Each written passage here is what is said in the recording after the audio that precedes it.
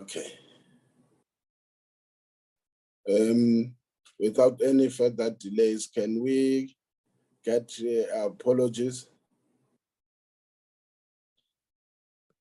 Once more, good morning to everyone. Chair, just one apology from my colleague Ariko. He won't be able to join us. Thank you, Chair. Okay, can you flash the agenda?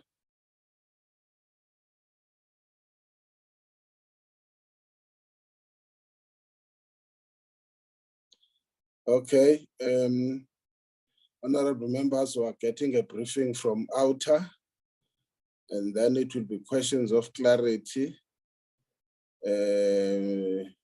Recording in progress.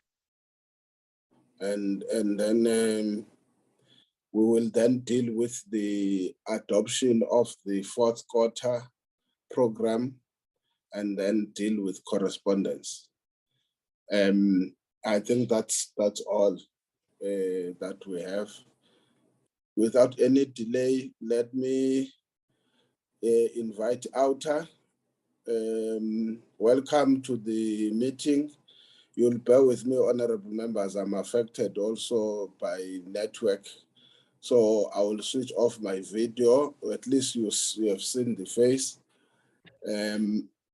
OUTA, can I give it to you? You will introduce yourselves and the team, as a team, and then you, according to the time allocated, you will then brief the committee.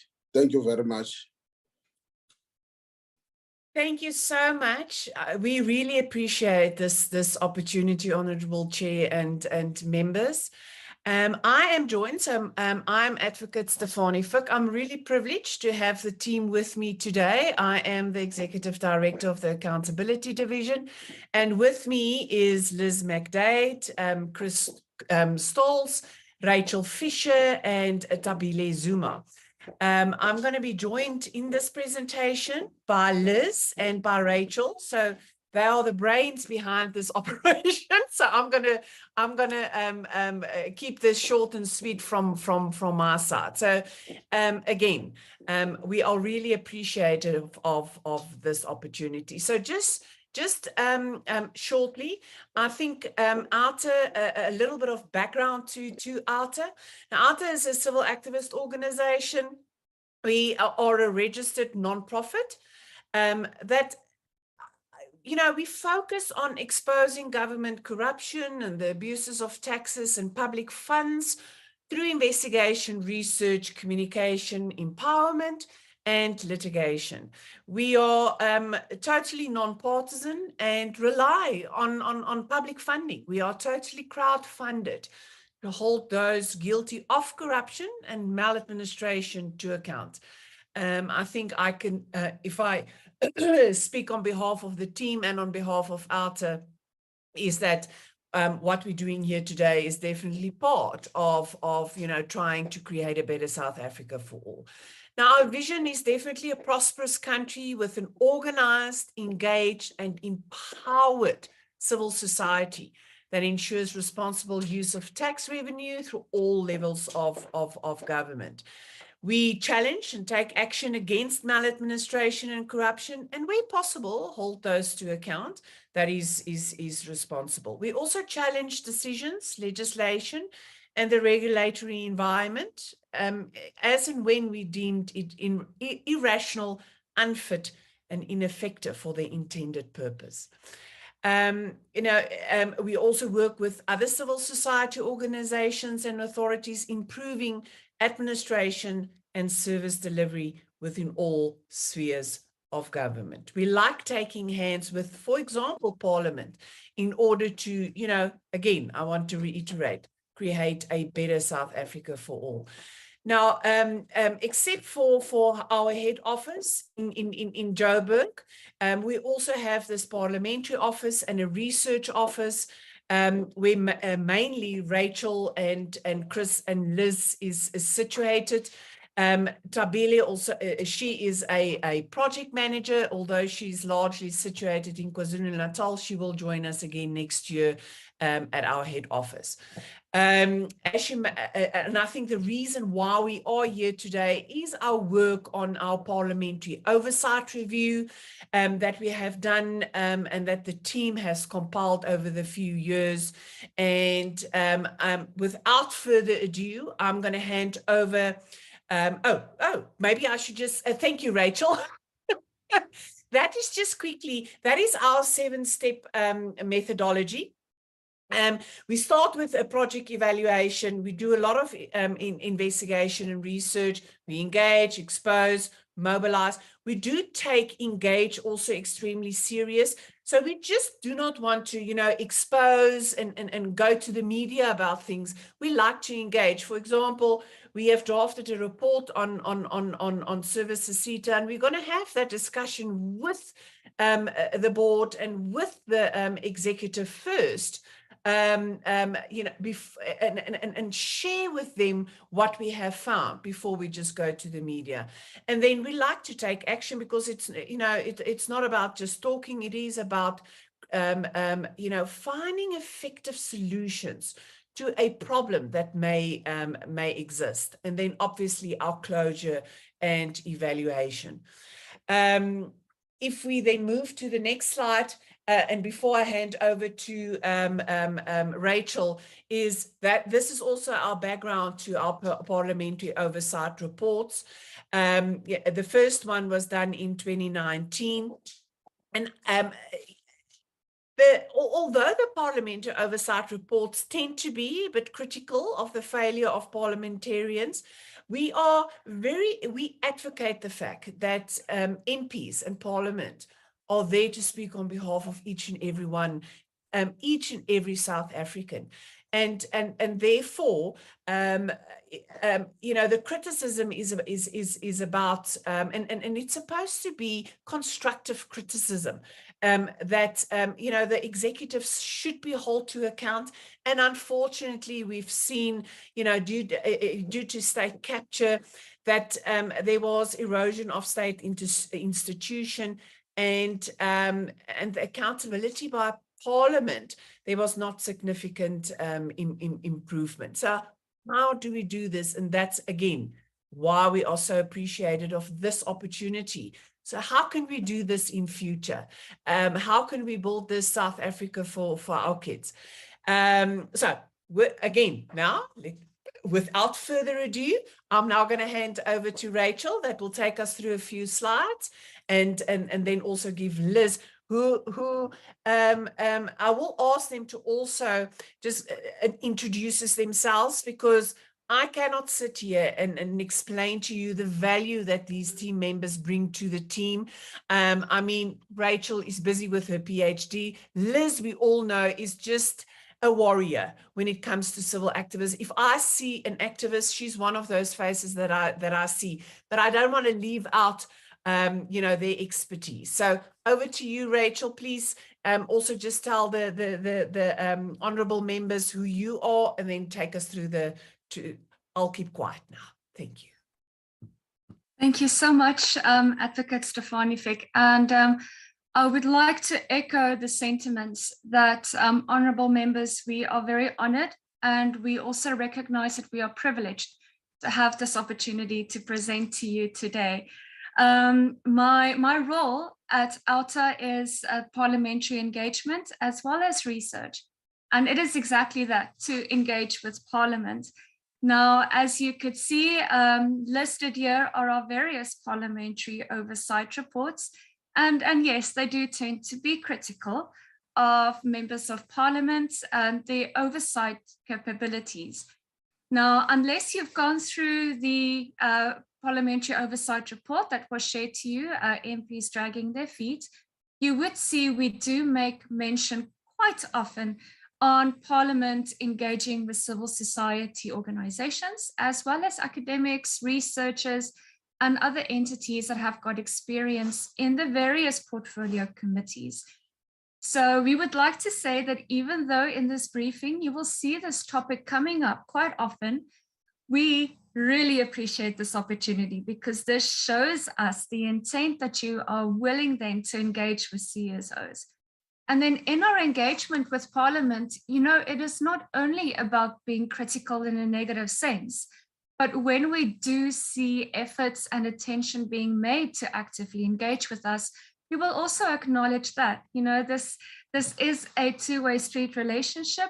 When there is good, we wish to celebrate that, but then also look from our side, where can we assist and keep in consideration, how do we improve these structures?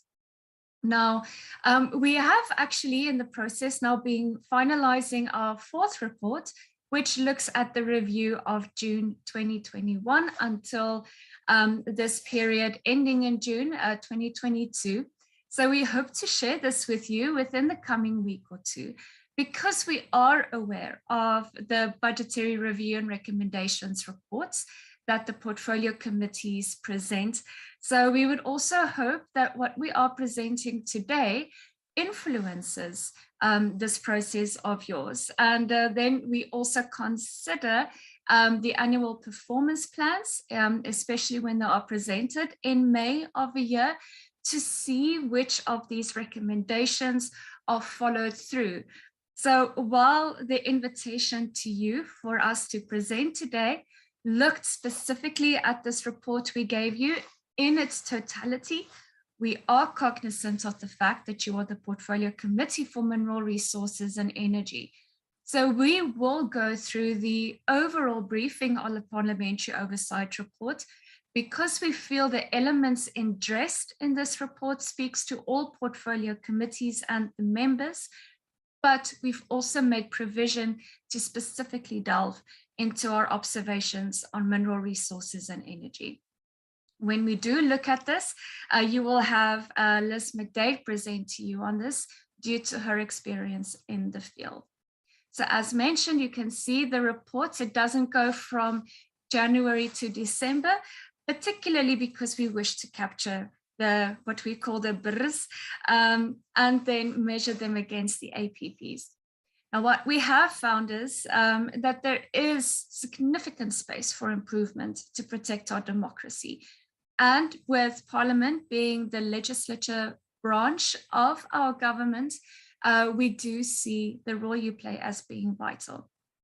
So what we particularly wish to argue for is having a responsive Parliament that holds executive to account, but does so in a transparent manner, and then supporting public participation. Once again, exactly this which you are doing today. Now, in our review of the reports that you've requested feedback on, we have found 12 main key messages and recommendations. So as you can see, number one, what we have found in our review is the constitutional oversight a requirement. And we found that this is failing because we want to ensure that Parliament does have oversight over the executive. But unfortunately, due to state capture and various other, now that we can see with the Zonda recommendations, and what we feel is a delay in Parliament prioritizing these recommendations of the Commission, we do feel that Parliament can improve on this and take a more harsher stance on holding the executive to account. We also feel that some MPs fail to keep to their oath of office, which is serving the South African public. This is not serving the needs of the executive and even the mandate of Parliament. The citizens of South Africa come first and foremost in this duty. We have found that YouTube does help with public participation.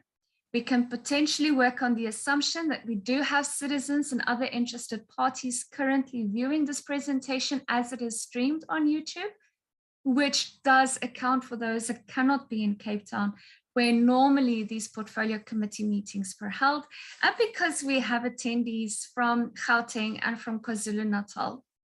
But once again, we do realize that due to electricity restraints and its impact on our telecommunications and ICT infrastructure. But once again, many of our South African citizens are precluded to attend and even submit their public participation and comments. So this certainly is an issue currently with our load shedding concerns that certainly needs to be addressed as extremely urgent. Public participation is often ignored, that we found, not only due to the lack of invites to civil society, but when these consultations do take place, we find that they are not incorporated, and we find that the follow-through is limited. This tends then, when it occurs, to be a tick box exercise, and we feel that it fails to consider the depth in which this can attain to. We did look at oversight already, so once again, prioritizing the role of the public other or over and above other mandates that might also vie for attention. We do find that there is insufficient independent information to suitably ground the research, the findings, and the processes that Parliament produces. We argue that if there is fundamental and regular engagement with experts in this field, broadening the base of knowledge, this could only contribute substantially to the effectiveness of what Parliament does. And we would once again reach out an invitation that the more often this participation takes place, positive and negative elements can be addressed. Other elements that we have found in our key messages and recommendations do speak to elements such as what has happened with Parliament's oversight and accountability model. Now, indeed, Parliament as a whole structurally can prioritize this model, but we would like to see portfolio committees individually taking this up. You have the power and the privilege to utilize this model, make it more effective and visible, and champion the opportunity that it presents for Parliament. We also do acknowledge that as MPs and in portfolio committees, you do face your individual challenges and portfolio committee challenges. And when there are some of you, minority or even majority groups, put across your points, these might not always be heard due to the size of National Assembly, other implications, for example, with NCOP, but we do feel this must translate to consequence management. Now, consequence management, as you are well aware, occurs annually in the budget review and recommendation reports, as well as the annual performance plan. So this is definitely an item that comes across quite often. Absenteeism is a reality. We have been monitoring committee meeting attendance, and we do find that this certainly can improve due to the concerning situation that South Africa is facing in terms of energy and electricity resource and contribution to the country. We find that especially this committee and the minister has got an additional burden on them to be visible, be proactive, and be very clear that you are working within the interest of the public and to ensure that the country does not fail due to electricity shortfalls. Constituency work is very concerning. We are aware, once again, you are in your constituency leave period, and thank you for making this meeting available for us. But we do feel this can improve. We do feel that MPs can be more visible in their constituency work, because if we consider citizens that are not possible or able to attend these meetings, we could at least effectively engage with them on the ground and make sure they are aware that they also have a responsibility to reach out to Parliament. But if these members are not available and visible, once again, they cannot do it. And I would argue and go so far as to say that the majority of our public do not know about constituency officers, the ability that they can engage meaningfully. And that I do think is an element that certainly Parliament portfolio committees can improve on. There is indeed structural reform gaps.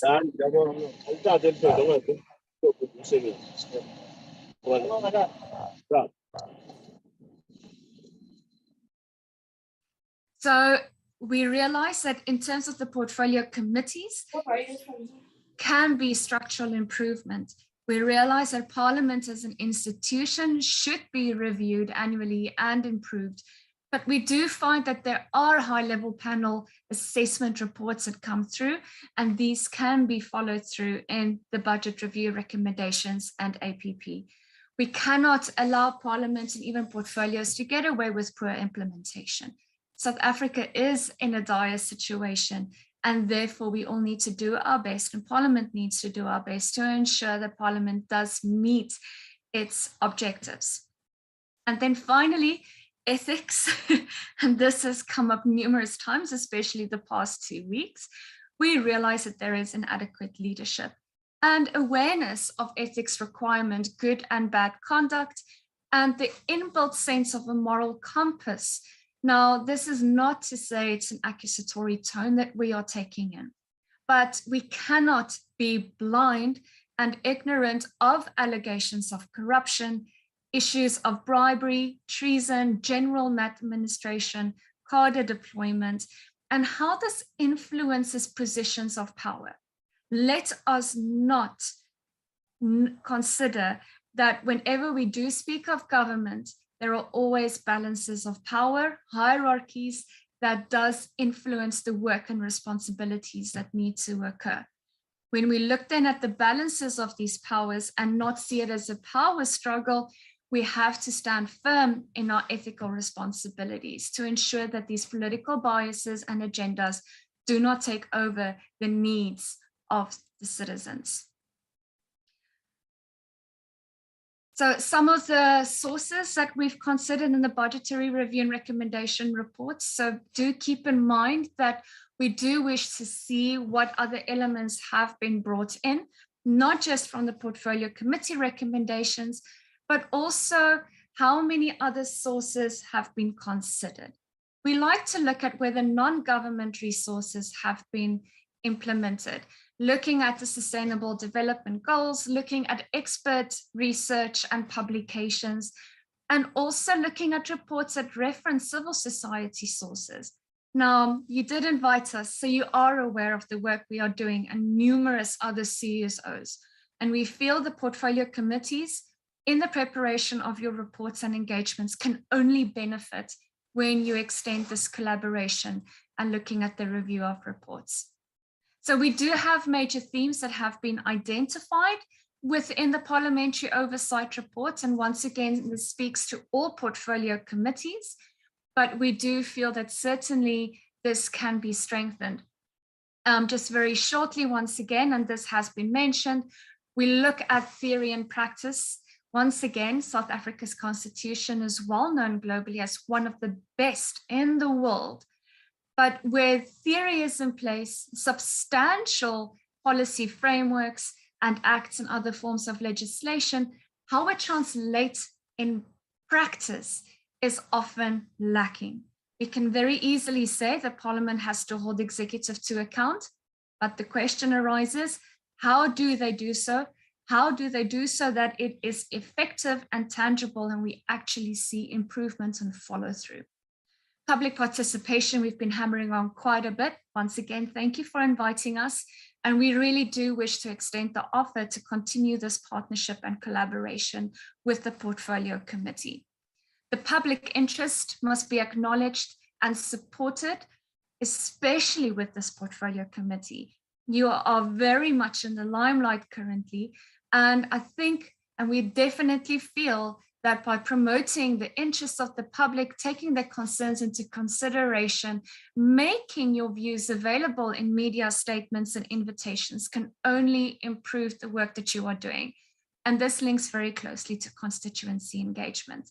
We did speak to structural reform, which we feel must translate from the unfortunate structural concerns within Parliament due to the various levels of hierarchy should be prioritized.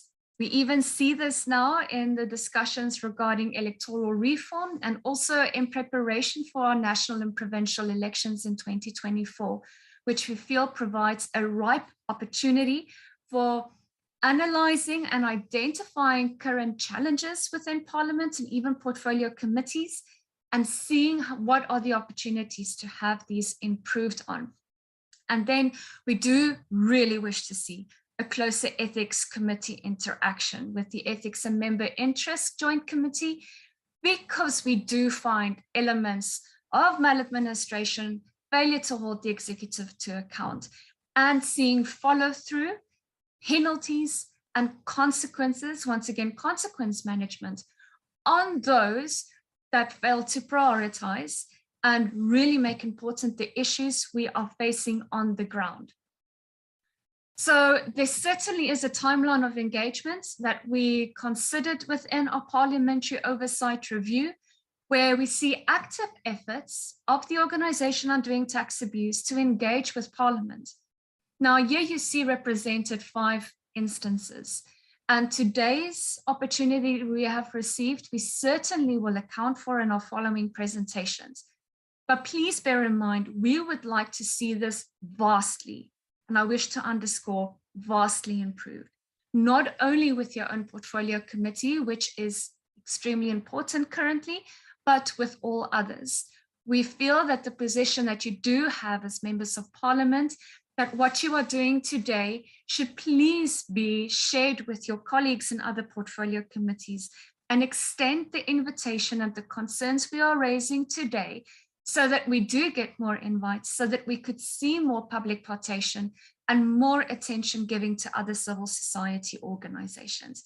This is imperative due to the reality that we are facing and the potential fiscal collapse that we are facing due to our energy and electricity crisis. So going on to these concerns we are facing due to the also the invitation you extended to us on the report, let us go on to the specific focus on the mineral resources and energy case studies for the period of the review 2020 to 2021. And we will also give an overview of what we found in our current yet unpublished parliamentary report. And now I would like to hand over to my colleague, Liz McDade. Good morning, comrades, friends, colleagues. I just want to say it's really great to be back in the portfolio committee meeting, although not so great that it's virtual, because I really enjoy engaging with MPs and others in the physical space. So I'm hoping we can get Parliament back in the physical space soon. Many of you know me, and I think I have been following this particular committee since 2015, 16, and sat in most of the meetings, I think until just before COVID was the last one that we were in. And maybe this is a good space to start, because in that meeting, I seem to remember the committee discussed the ISMO bill and the need to fast track and get that moving. And yet we are still sitting 2 years later, and we don't have that restructuring bill moving through Parliament. So I think for me, I think my personal interaction with the members of this committee is they are dedicated MPs working hard. And I guess what we are hoping that in reflecting on, we've looked at not just your committee, and then even looking in depth at what happens in your committee and your oversight, that there's a space for you to reflect and engage, and that we can strengthen the portfolio committee. So I think I'm going to not speak very long, but because you have the report and you've no doubt read it. But I think that when you've looked at, for example, the solar water heaters, the storage issue, the fact that NEXA and CEF often don't prepare their reports, NEXA's financial statements are never, never on time, and mostly, they get a disclaimer because their audit reports, their financials are bad. And the reason I'm saying, referring to this, is because you as the MPs have the power to cut their budget for non-deliverables. And I guess from civil society, it's quite frustrating to sit and listen to you interrogate very strongly the different entities under your supervision. And within that oversight, you do make very strong statements, but then the budget, you just pass them. So why don't you exercise that power and cut the budgets of non-performance? And I think the next slide, Rachel. Yeah, and I guess this is just looking at in the last Parliament, before you were here, there was a series of public meetings around the integrated resource plan, the last one. But that is the last time that I have seen real engagement with civil society, energy, CSOs. So from our side, as we sit outside, it seems that the Parliament and this particular committee does not take civil society seriously and is not really interested in listening to their views.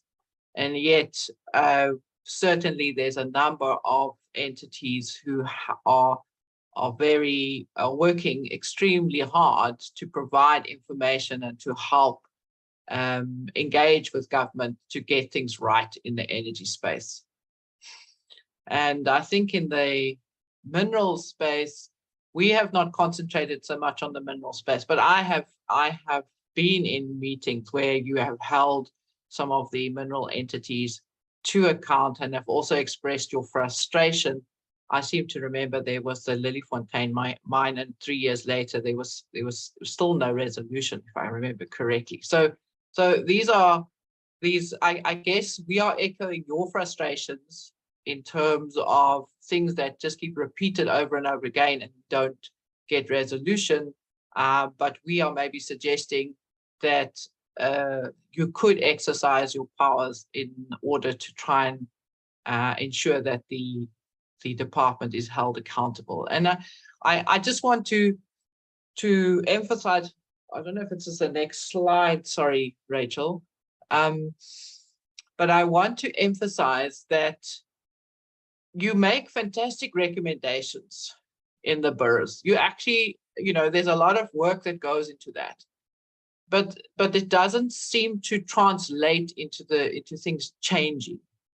And for example, officials leave the department before they can any real consequence management, and then they go and get positions in other departments, which means they now presumably take the trouble with them. And I know you've also made comments on this, that the budget gets spent, but the work doesn't get done. So, then isn't it an opportunity to cut the budget? And the other thing is that we have this, there's a need for legislation, there's a need for certain things, you make recommendations and you get told there's no money. Well, maybe can one not then direct that funding goes from one place to another? And if the minister is not inclined to follow your recommendations, but then you can address it through saying, well, we'll give you money for that, but not for this. It seems to me that this is going to be one way to really hold people to account. And I also want to note, because this was for us a big shock, that in COVID, during the COVID budget, when each department was asked to reduce its each section by a certain percentage, the DMRE cut the budget to electrification, but kept the Nexa budget full on. Why? And more importantly, why did you as MPs approve that? So I guess for us as civil society, we really look to MPs to act in our interests. We are fully supportive of your holding the ministers to account. And I think partly what is really really important is this public interest. I mean, I think what Rachel was saying is often the public interest comes to the fore through Parliament's engagement with civil society, where they get the feeling for what the public want. There are also documents like the National Development Plan, etc., that maybe refer to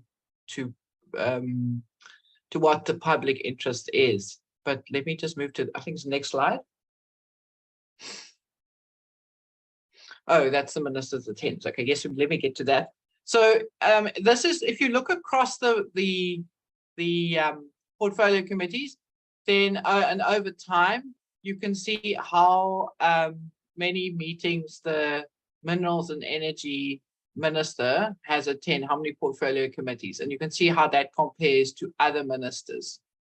And for me, I don't know that it's necessary for the minister to attend every meeting, but one would hope that either him or his deputy would be there for at least half the meetings if it's necessary for you to get information or to ask particular questions as to why there's been non-deliverables. So we look at that. We see that other portfolios, the minister does attend more often, and I think the Minerals and Energy is not one of the best performing in terms of the minister's attendance.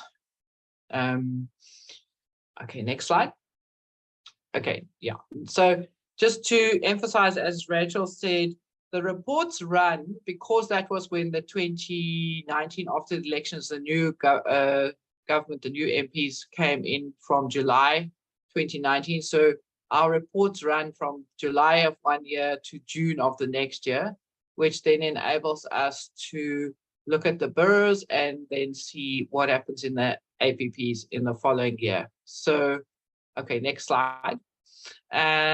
So just for your interest, we haven't quite finalized the 2022, but we have picked up some of the things from 2021 into 2022. So, yeah, so I think I've covered some of the things on the left-hand side. I think the car partnership was one thing that was really very disappointing from civil society. So we fully acknowledge that the committee has the right to investigate how they feel, and if in the end they got a legal opinion to say that they should not, there was no ground or whatever the legal opinion that was not necessary to investigate, that's your prerogative. However, there were a number of organizations that wrote asking for you to hold an inquiry. And at no time did you actually engage with those civil society organizations to understand what was behind the letter and what was the issue. And again,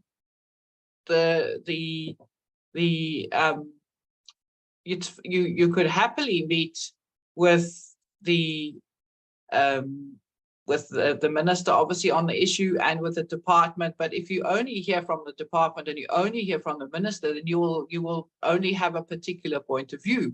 So if you don't hear from anybody else but those in favor, then how do you receive information and make up your own minds?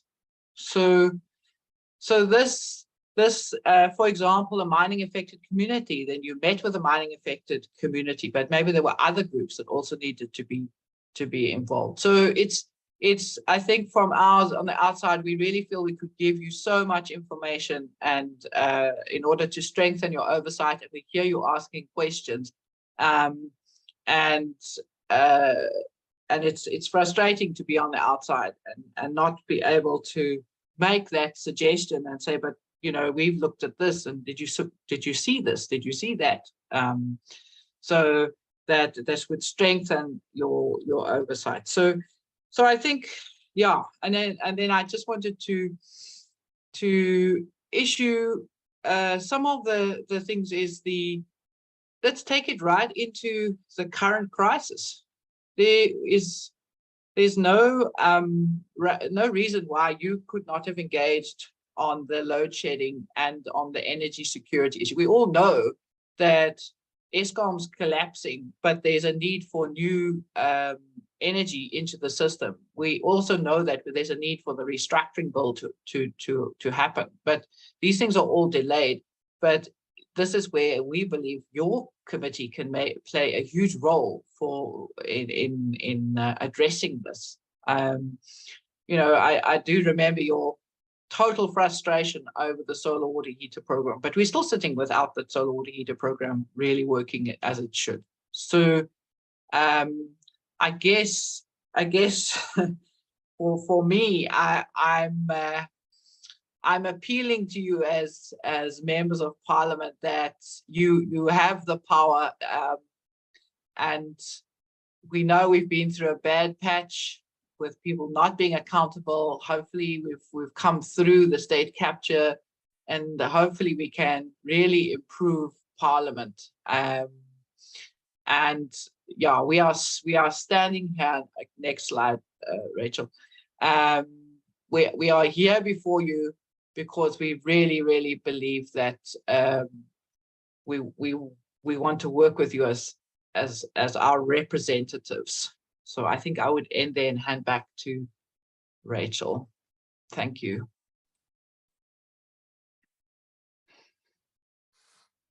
Thank you so much for that overview, Liz. Much appreciated. I do think that there are valuable elements that have been raised, speaking directly to the mandate of this portfolio committee. So to go back to the overall poor review and our general expectations is certainly to have a representation of the public's interests, bearing in mind we're entering the period of the budgetary review and recommendation reports. And we are very happy that you're engaging with us now, and we look forward to sharing our 2021-22 report with you once it has been finalized. That if you do see, and we hope you see and consider the recommendations and the issues that we have highlighted, that these are represented within the reports. And of course, you know, we will be following through to see whether there have been adjustments and these items accommodated within next year's annual performance plans. So certainly that we are here, we are engaging, and we hope that we receive additional invitations from you, but also to see you engage with other CSOs. So potentially going forward, there will be more often of these portfolio committee meetings with other entities, but also on the ground active public participation opportunities. We certainly feel that as MPs, that you should be active citizens yourselves. Now, this does not mean to say you don't carry the public's interests, but it would be good to see you playing a more visible and active role. I think we can be honest in acknowledging that citizens do feel alienated from parliament, from members of parliament. The majority of citizens do not know who the members are. They do not know exactly even of portfolio committees and who represents and sits within those portfolio committees. Now, if you are elected by the citizens, then surely the citizens should know you and be able to reach out to you if they've got concerns. Once again, linking to the role of constituency officers and constituency leave periods. And then you should, and we hope that you make this a topmost priority, is to uphold the highest moral code and act with integrity. And it does mean making extremely hard decisions to hold the executive to account, ensure consequence management, and be very proactive in meting out penalties, not just basic fines or apologies found in the Ethics and Members' Interest Committees, where MPs that have transgressed only needs to make an apology to National Assembly. We feel this must be harsher, and there's a saying that goes, if you don't want to hear, you got to feel. And Parliament is in the position to make MPs that transgress feel, but also the executive, members of the executive. They should be aware of the consequences if they transgress. In our concluding remarks, we really want Parliament to rise up to the challenges. We cannot sit in silos or islands and not feel the brunt that the public is taking. Please engage more constructively with civil society. Make sure that governance is open and transparent, meaning that researchers, civil society, other entities engage with you and that information is made available. As an organization, we regularly do make use of PIAs to get access to information that is not readily available. And we do know it's Parliament's mandate to make these documents available to the public because it's within their concerns and their rights. We highly value the budgetary review and recommendation report process. We find it is exceptionally important for the PCs to engage with these, but once again, to see the follow through, particularly when we are looking at the energy crisis that we are facing. There is a massive opportunity also presenting by renewable energy and resources, and these should be utilized, and we would really like to see this within the reports. And then we cannot underscore this enough. By listening to experts that are familiar with the subject will only contribute to better oversight within government and the portfolio committees. You are not alone. You are not supposed to be standing alone, but it's only if we work together, once again, and very strong consequence management that structural reform can take place.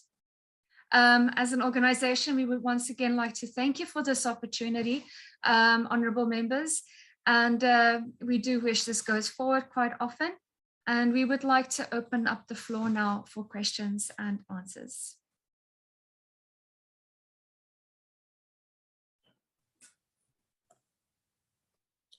Okay, thank you very much. This is how we do it. I will come later as a chair. I think the first thing I must, thank you for your presentation. I think the first thing we must acknowledge is that I think it's a good exercise, and what we can do as a mistake is to take the platform as a platform of accusations, defense, and everything. I think we, as honorable members, when there is that binocular view that comes from outside us, we can't assess ourselves. That's one thing we must agree. So I would appreciate that if we could have a very constructive engagement that also places facts on the table with regards to what is being raised. But without any further ado, can we agree we do it like this for the sake of efficiency, so that every member, you take notes like we did, we listened until the end of the presentation. From where I'm sitting as a chair, if the questions are too many, I will then cut off and then allow you to respond to some of those questions and then take a next round of questions. Or avoiding a dialogue of a question and answer. Ask this, you answer. Ask this, you answer. It may create what we say you want to avoid, a dialogue. So just take a pen and a paper and take notes of the questions or clarities that are sought. Can I give honorable members any take?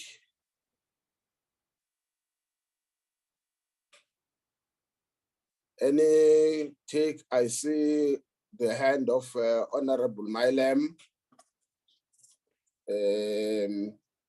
Honorable Malinga, Honorable Matogwe,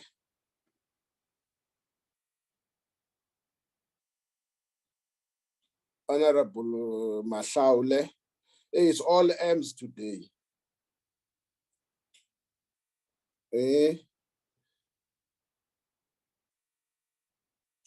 So if your surname doesn't start with an M, it means you are not on the list.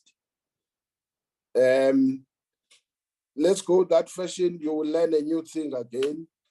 I will come back after Honorable Mashaule has finished.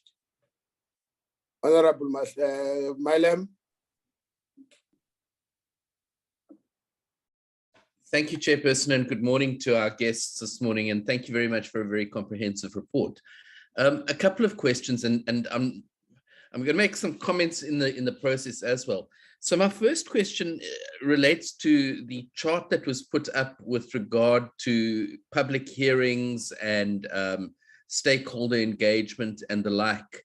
And I'm curious as to how that was determined. The reason I ask that is that this committee has, over the past 3 years, had a number of stakeholder engagements and public hearings, particularly around the gas amendment bill. We did oversight and interaction with communities at various mine sites, including Lily Mine. And so I'm just curious as to how it comes out that's not reflected in the report. I don't understand that. The second is, I agree with your assessment about the minister's attendance at committee meetings, and it's something that I've raised in committee before, that Minister Mantashe and his deputy are amongst the worst attendees at portfolio committees, which makes it difficult for this committee to hold them to account. And Chairperson, I would urge that as a committee, we bring all pressure to bear on Minister Mantashe to attend these committee meetings and to answer the questions. Which brings me to the next point, and that is that one of the challenges that we have is, I'm going to call it a culture of protectionism, where the governing party, and I'm not throwing accusations here, I'm just making a general statement. The governing party tends to rally round whatever the minister and the department says, rather than address the issues critically or look at where there are problems or challenges within the department, or perhaps I'm going to use an extreme term, and I apologize, it's not meant to be accusatory in any way, but they tend to brush such considerations under the carpet. And I think that it's something that we as a committee need to be far more aggressive and more concerned about the problems in the department. Which then brings me to the point of the BRRRs and the APPs. And one of the challenges that I find is that we make recommendations in our reports, but we don't track progress against those recommendations. In other words, when we come to the next financial year, there should be a report that says, okay, last year we recommended this, this, this, and this. Did we get anything from those recommendations? Was there any progress made on those recommendations? And if not, why? Were those recommendations in the BRRR translated into the APP? And if not, why? And I think there's a disconnect between the work we do on the BRRR, the work we do on the APP, and then the following year, the review and incorporation of the outcomes of that into the next year's recommendations. My last point is that OUTA makes a good point about penalizing budget. I'm a little bit curious as to how exactly we as a committee would go about doing that, because as I understand it, and I could be completely off base here, but as I understand it, we can't amend the budget once it is presented to us. That's a function that only the National Assembly as a whole does. And in all the time that I've been in Parliament, which is 9 years now, I'm not aware of Parliament ever amending a budget. So I'm a little curious as to exactly how much power we have as a committee to amend budget line items. And I'd welcome some input on that. Thank you very much, Chairperson.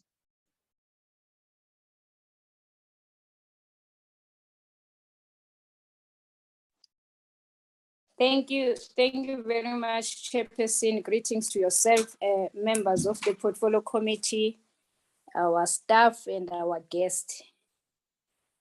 Chairperson, I am shocked by this presentation. Actually, the first slide that says, as this Portfolio Committee, we are sleeping on the wheel. I think it will be my second time agreeing with Honorable Malem. As this committee in the 6th Parliament, we have been up and down consulting with all stakeholders in a form of public hearings, in them presenting to this portfolio committee. So I'm not sure, maybe the presenters will highlight which wheel we are sleeping on, whether it's a tractor or it's a polo or it's a what. I just can't understand that. Chair, are they saying we are irrelevant? In what way? Maybe if I may understand, maybe Yimong as a school chairman. Chairperson, as this portfolio committee, we have hammered on NEXA on not submitting their financials on time. We have hammered on the failure of SWH project. I think we have done everything humanly possible to get our job or our work done. So for OUTA to come here and say we are sleeping on the wheel, I take serious offense, Chair. And maybe it's the language. I don't get it, Chair. And I think it's Miss Fisher or Mrs. Fisher, I'm not sure, who says people, they don't know us, who are the members of the portfolio committee. We are not running a PR company here. If you go to parliamentary website, there is all portfolios with all the members of the portfolios, their contacts. It's not me, myself, or whoever is a member of the portfolio will go out there and say, hey, I'm Honorable so-and-so, I serve in this portfolio. That's not how it's done. And the chairperson, I want to check it, because there is a slide where they said they have engaged Honorable Frolik on oversight. Do they understand what is the process for a portfolio committee to go out and do oversight? Because there are processes for a portfolio committee to go out and do oversight and do their work, which is approved by Parliament. You can't just decide that tomorrow we're going to Free State. You need, there are processes that needs to be followed, Chair. Maybe if I can get clarity, or maybe I did not capture their presentation very well. Yes, I agree that executive has not been coming to the portfolio committee, but the department is not run by executive. The department is overseen by the executive. They are officials, they are always in the portfolio committee, where we tell them our dissatisfaction with how they run the department, with the things that as this portfolio committee we are not happy with the things that they said they were going to do, whether in their APPs, that are not being done. If maybe, Chairperson, I can just be clarified on this sleeping on the wheel, because if this year alone, for 2 weeks, I think when we were dealing with GAP, we haven't been in our homes for 2 weeks. We were all over the place doing public consultation. Maybe Yimeng has good what is public participation. Maybe they should clarify to us what is public participation. But Chairperson, where we are wrong, we take the criticism. We hope that they will put forward the recommendations on how to do better. But saying we are sleeping on the wheel, no, Chairperson, I don't agree with that. Thank you very much. Thank you very much, Chair. I think my previous colleagues have actually uttered my sentiments, and it's a bit difficult to go any further. But I think also it's just my request as well, where the observation really is that the portfolio committee has not done well, that we actually be given like specific recommendations that yes, you have done A, B, C, D, and E, but it would be better if you could do D, E, F, because we are of the view that we have done everything humanly possible. And I think also on the issue of public engagement, as far as I'm concerned, there's been a number of correspondences and a number of things that have been sent to the portfolio committee this term, where we've actually even called some of the organizations and engaged with them. And in the event that things do not directly affect the portfolio committee, then that's when we would refer them. So I think even there, if there's any correspondence or any engagements or attempts of engagements that have been there with the portfolio committee that have not really been attended to, it would be beneficial for ourselves if those would be brought to our attention so that we can also look into them. Maybe we are not aware of such things. I really do echo the sentiments that perhaps, yes, of course, we take the criticism. There are some elements of the report that are correct, especially on the fact that we're not following much on recommendations and implementations of those recommendations, which is also something perhaps that the portfolio committee has spoken about a number of times to the relevant officials, that we make a lot of recommendations, but we don't see when they are implemented, or it takes a long time. I think there's also been confirmation by the department as well that some of the reports and recommendations that are made by themselves or that are made to themselves, they're not actually implemented on time or even processed. Those are things that we're aware of. Those are things that we're on top of. But where there are areas of improvement, I think that there really needs to be specific recommendations that, yes, you've done well here, but this is why we're saying you're sleeping on the wheel or you're irrelevant, or all these things that are referred to the portfolio committee. Thank you very much, Chair. And again, thank you very much to OUTA for the report. Thank you, Chairperson, and greetings to all. I want to check first, Chair, if my background is not making noise. I'm happy to reserve my comments if it's causing some trouble. I'm at the airport. Can I get that indication, Chair? We hear you more than the background. That's better. Thank you very much, Chair. Let me welcome the presentation by OUTA. And indeed, Ms. Fisher, we miss you. Is it Lizzie? Yes, who normally attends our portfolio committees physically. We missed interacting with you. We hope we'll go back to physical attendance very soon.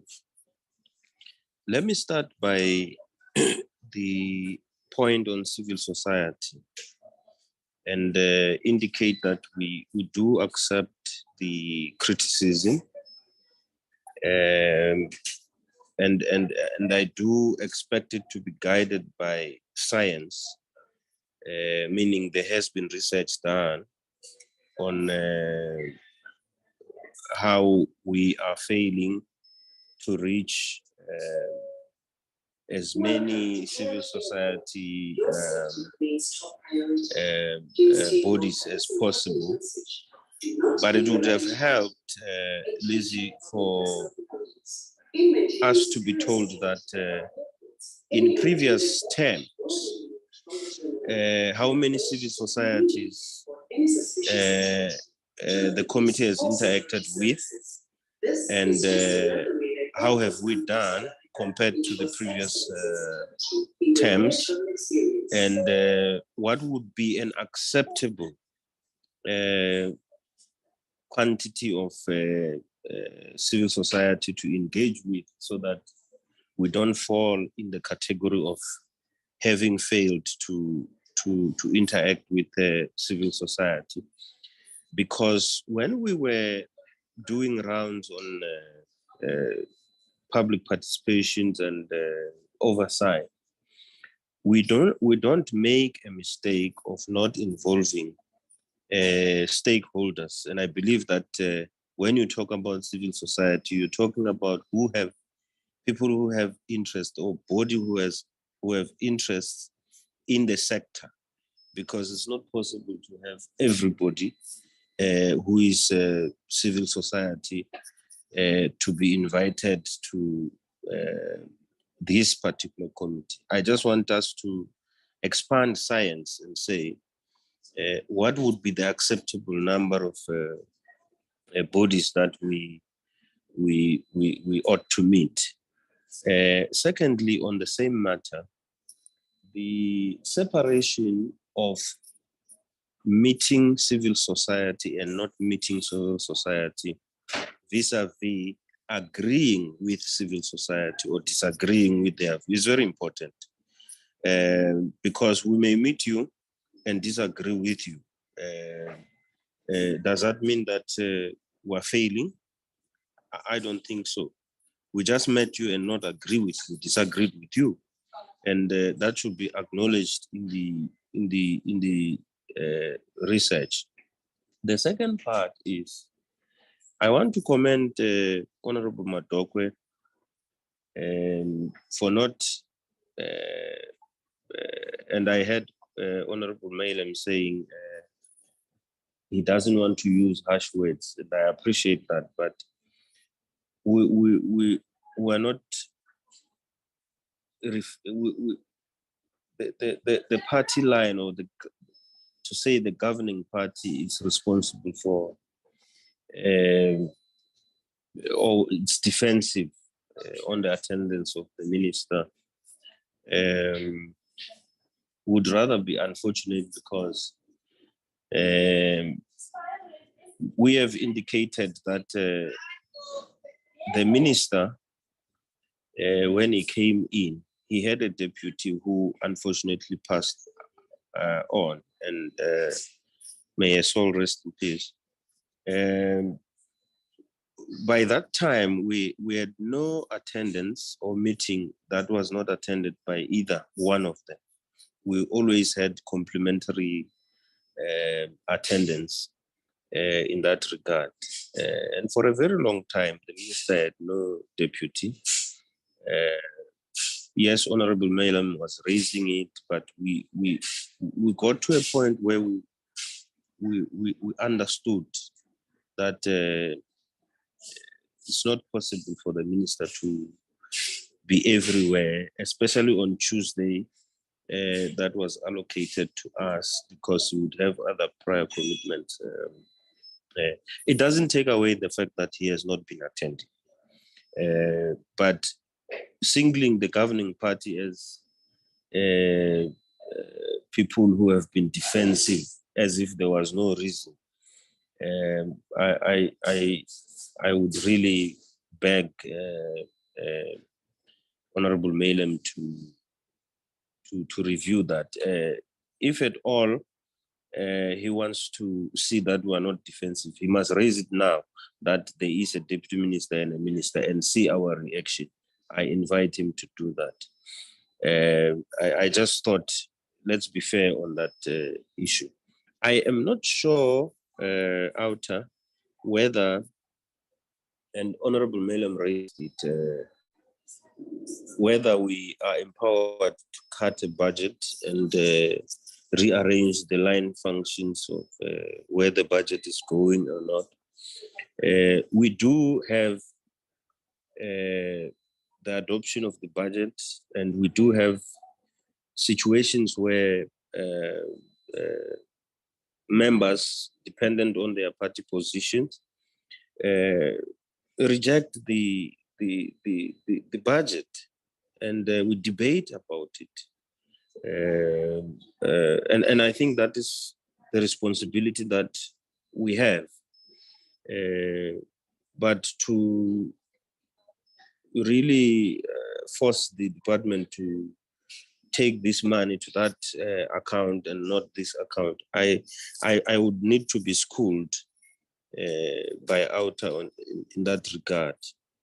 And also, I don't know whether when an institution is struggling, like Nexa, the solution is to take money away, because there's been repeated assertions that we adopt the budget, but Nexa is limping and all of that. I don't know whether you capacitate or you try to capacitate an institution by taking away what it has, or you reinforce what it already had. I don't know. We will be schooled by OUTA today. And I don't know whether it's part of, or is it in our interest or the people of South Africa for us to have a problem of solar water heater geysers and try to resolve it, raise it every year. Ever since we are here, we have been raising this issue of solar water heater geysers. I don't know the advice OUTA wants to give us in terms of acting on that, because it has been a recurring problem. We have raised it. We have not slept on the wheel in this matter, like Honorable Malinga has said. We have raised it. It keeps recurring. We are told that someone put a head on the block saying we will solve this in 8 months and so forth. It's gone in the department, no longer there. What do we do as parliamentarians when situations like that happen? We raise that. We bash the department, but it's there. It's not going. I wouldn't say that that's not playing our role, because there's also what we call overreach, which we are wary of. We don't want to do, and that line that is not supposed to be crossed. Maybe OUTA in their report and their research would be able to explain further. At what point do we cross that line and become dictatorial to a department? Holding accountable somebody and dictating what they must do are two different things. Thank you very much, and I apologize for the noise that has been coming, announcements and so forth at the airport. Thank you very much. Thank you, Honorable Mashaule. For now, as long as you make an input. Thank you, OUTA. Let me just take this as an engagement, as a discussion. Please take your paper and a pen. And I take it as an engagement. And I think it is a productive one. But let me raise what I think for me. And I'm raising this thing in a constructive manner. The basis, I assumed that this is researched work. And if it is researched work, we are a committee of parliament established according to the rules of parliament. I understand the constitutional obligations that we have. The problem is that at times the rules of parliament are found wanting, that they are not consistent with the constitutional prescripts of the country. I must say to OUTA, I would have appreciated that on the foundings, in terms of the rules of committees of parliament, reference is made according to specific rules that this is what a committee should be doing.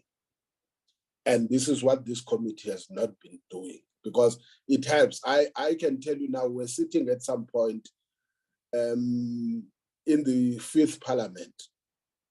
Amongst other things, the AG came and made an observation on the portfolio committee's performance. And we're saying, but you can't have a performance if you don't have what is it that you are measuring on or against. Now, let me, for instance, start NEXA, and I don't think whether we share the same. NEXA and SEF, they don't get money from government. That is the first thing. So their budget will be a budget that is a generated income that they are having. That's the first thing. But I think one of the things that for me, when you talk about the finances is not founded, is the fact that for the first time, and I think members will recall, for the first time now, NEXA has been able to table their financial statement and table their turnaround strategy, their turnaround plan. And their turnaround plan.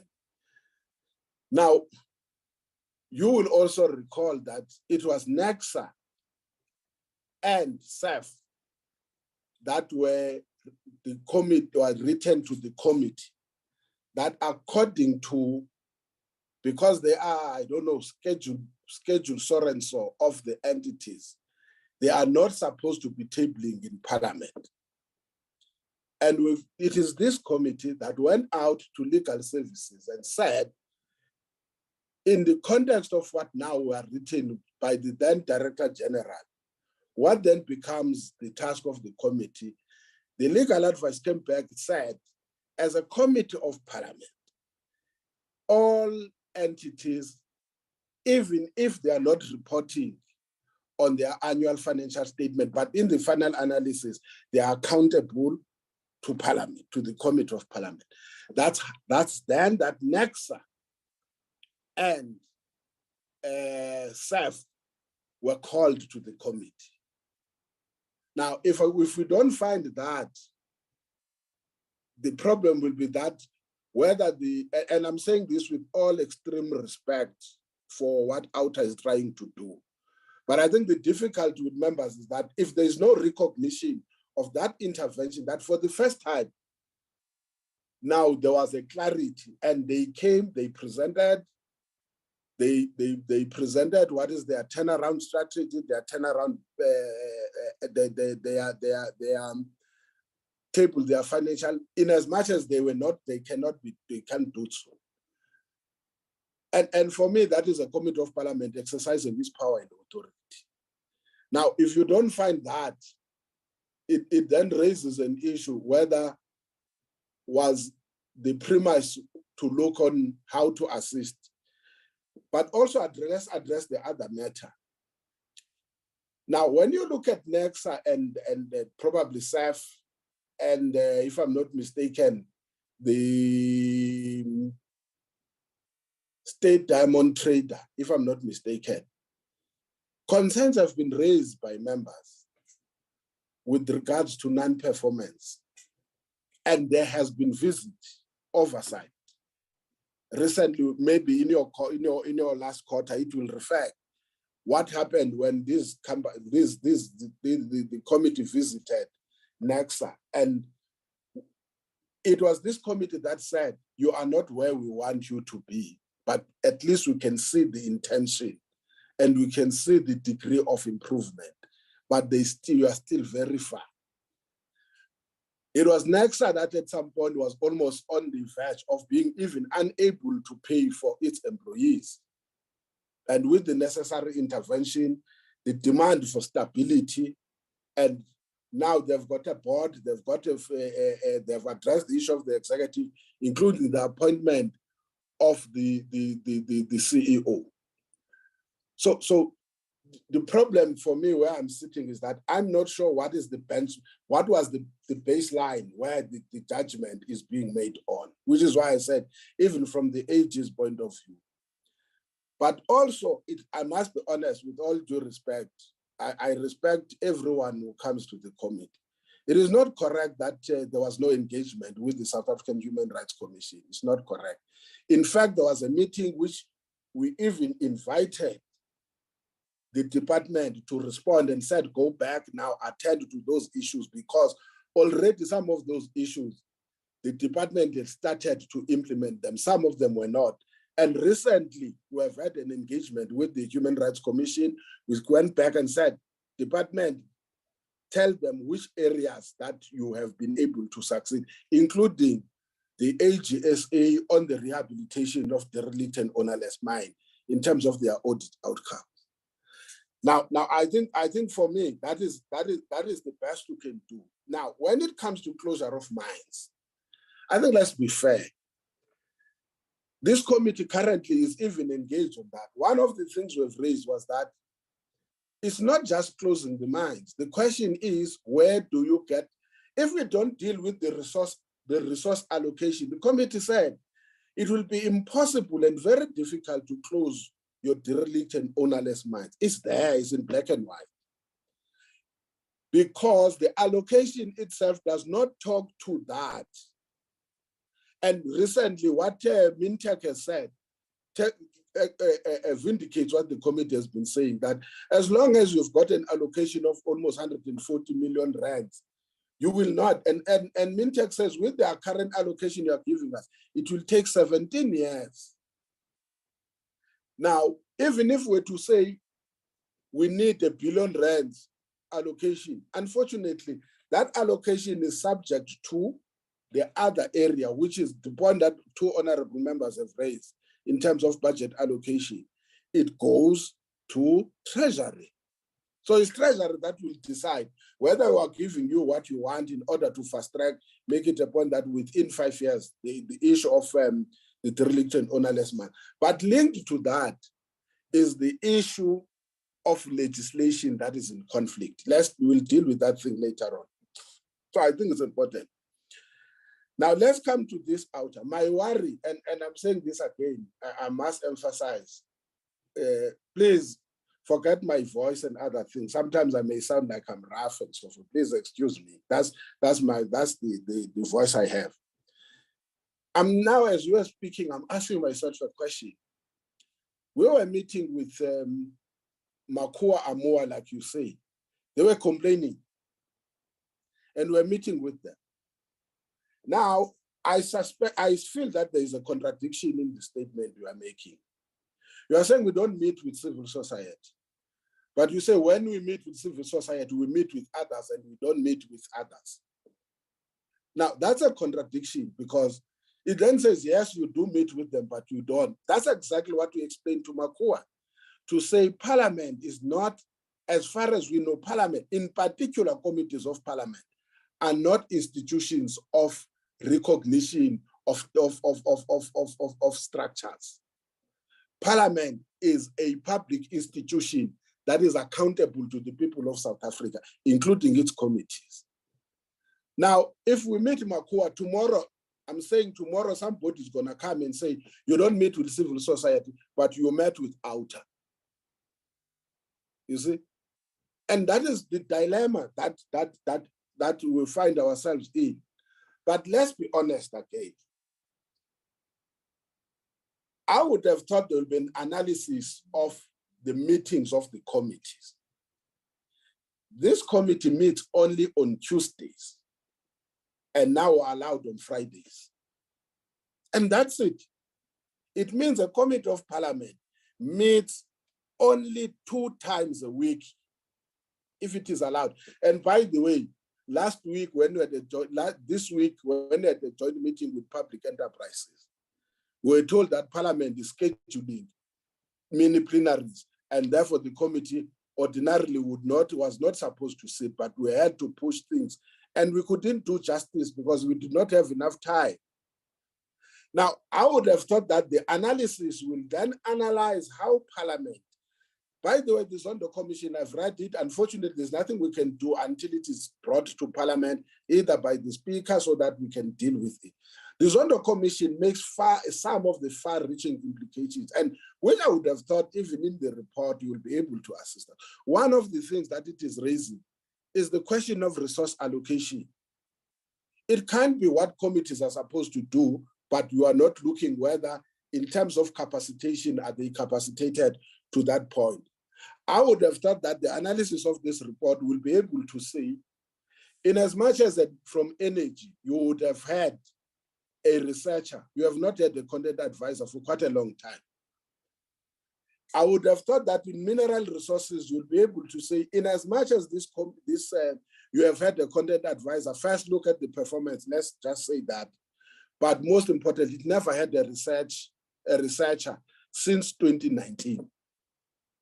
And that's a question of resource, but also whether is it enough to have only 2 people? Because the committee staff, there's not secretariat, there's nothing that they're doing. Against, and this is where again I would have thought we then deal with the issue. The top-heavy arrangement that we adopted post-1994, where there is too much that is given to the executive. Analyze the budget given to Parliament to perform its oversight role. The fact that a committee of parliament, as it operates, it doesn't even know how much budget does it have. In fact, the overall budget of parliament is the lowest, is the smallest of all the budget. The mere fact that there are no power relations, I'm sitting here, this is a committee that has to meet first before it takes a decision. But if you talk to a minister now, the minister will be where he wants to be or she wants to be tomorrow. Unlike a committee of parliament, like honorable members were saying, that must make an application, must give motivation, that committee can't go. So I would have thought to me there will be a deep analysis first of the environment under which committees work. For an example, the issue of Lily Mine, it was long done by the committee. It's now the point, I think it was Honorable Madam was saying, the point now sits, if the committee makes a recommendation, it makes all those things. That report is sitting with Parliament, the National Assembly, and it had done its work.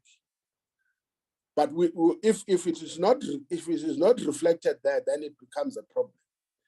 So I'm just saying, there are certain things that, in my view, maybe we don't understand each other. We may speak past each other. Let's deal with the ESCOM thing.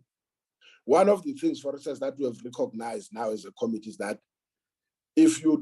no matter how much capacity do you have in terms of policy generation, if you don't deal with operations, we are now currently working very closely with the Committee on Public Enterprise so that the two can talk to each other. But let's face the reality. And I think for me, civil society must also take us out of the quagmire, the realignment of departments. And the risk, I must say this thing politically, I never raised in the committee. The risk is going to be worse after 2024 if we learn, if it happens, and I'm not saying it will happen, if it happens.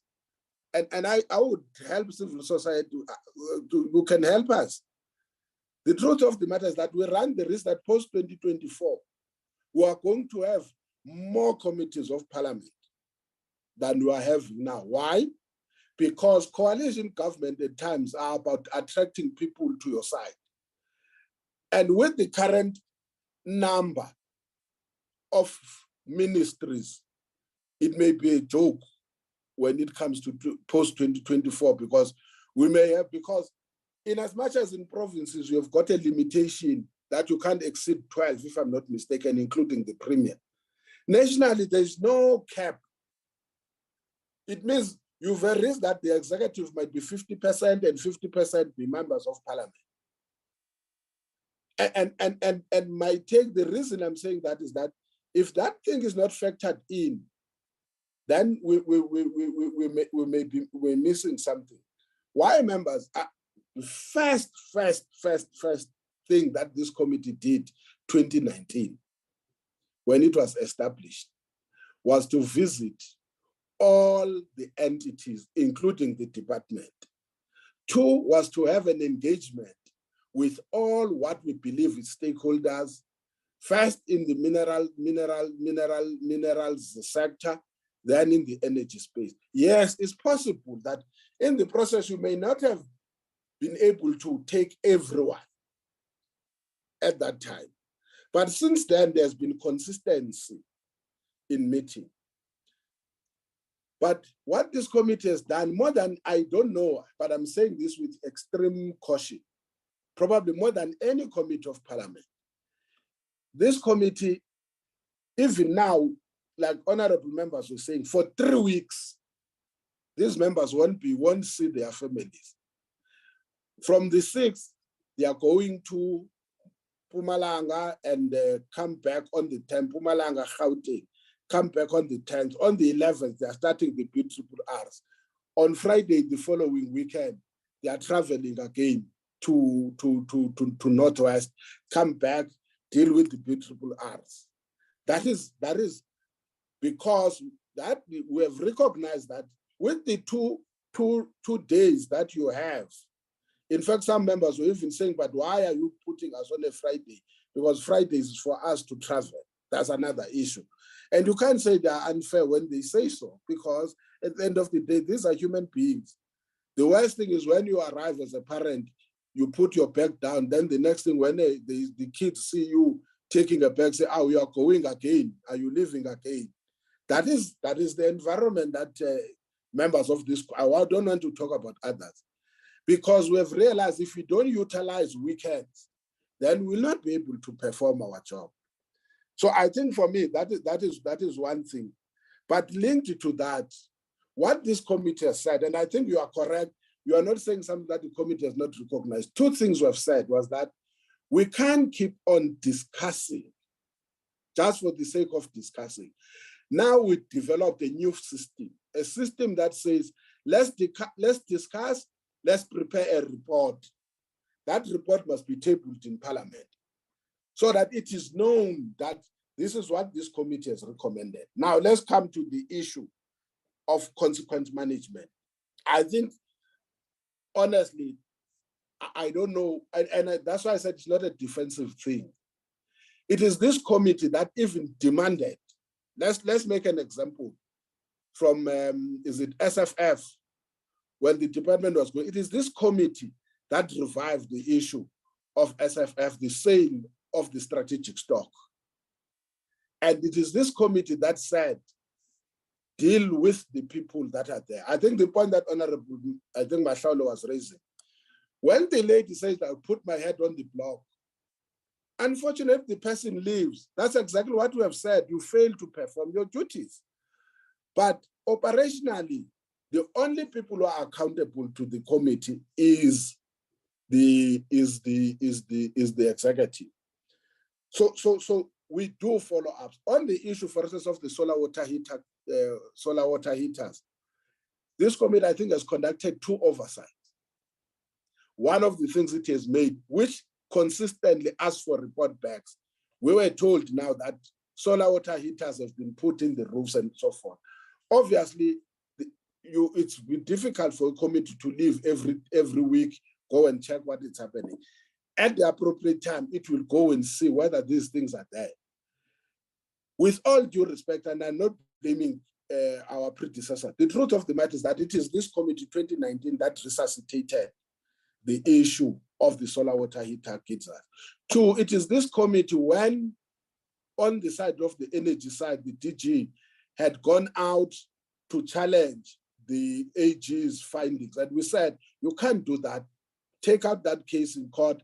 The AG is the final authority when it comes to audit outcomes. And that had happened.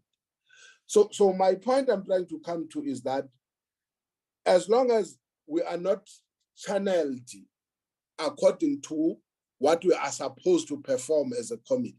I don't want to enter. Let me also go to this thing because there were differences. Let's not, and I always caution people, members of Parliament, whether we like it or not, that's unfortunately our system that we adopted. Let's hope after 2024, it will be different because you will have a constituency-based system or whatever we call it.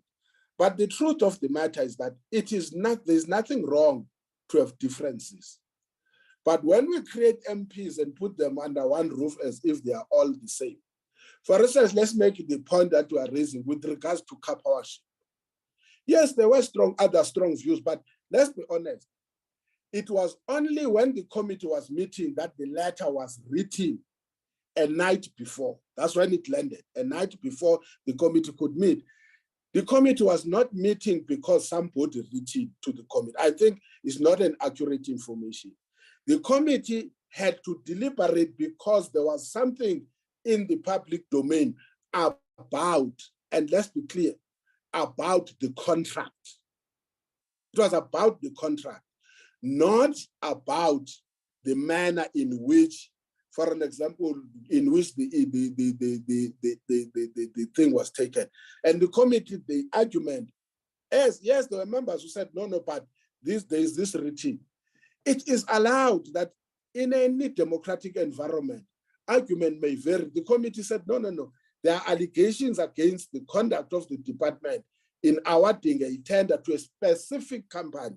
And the committee must zoom to those allegations because there was nothing brought before the committee than before. And hence it focused on that.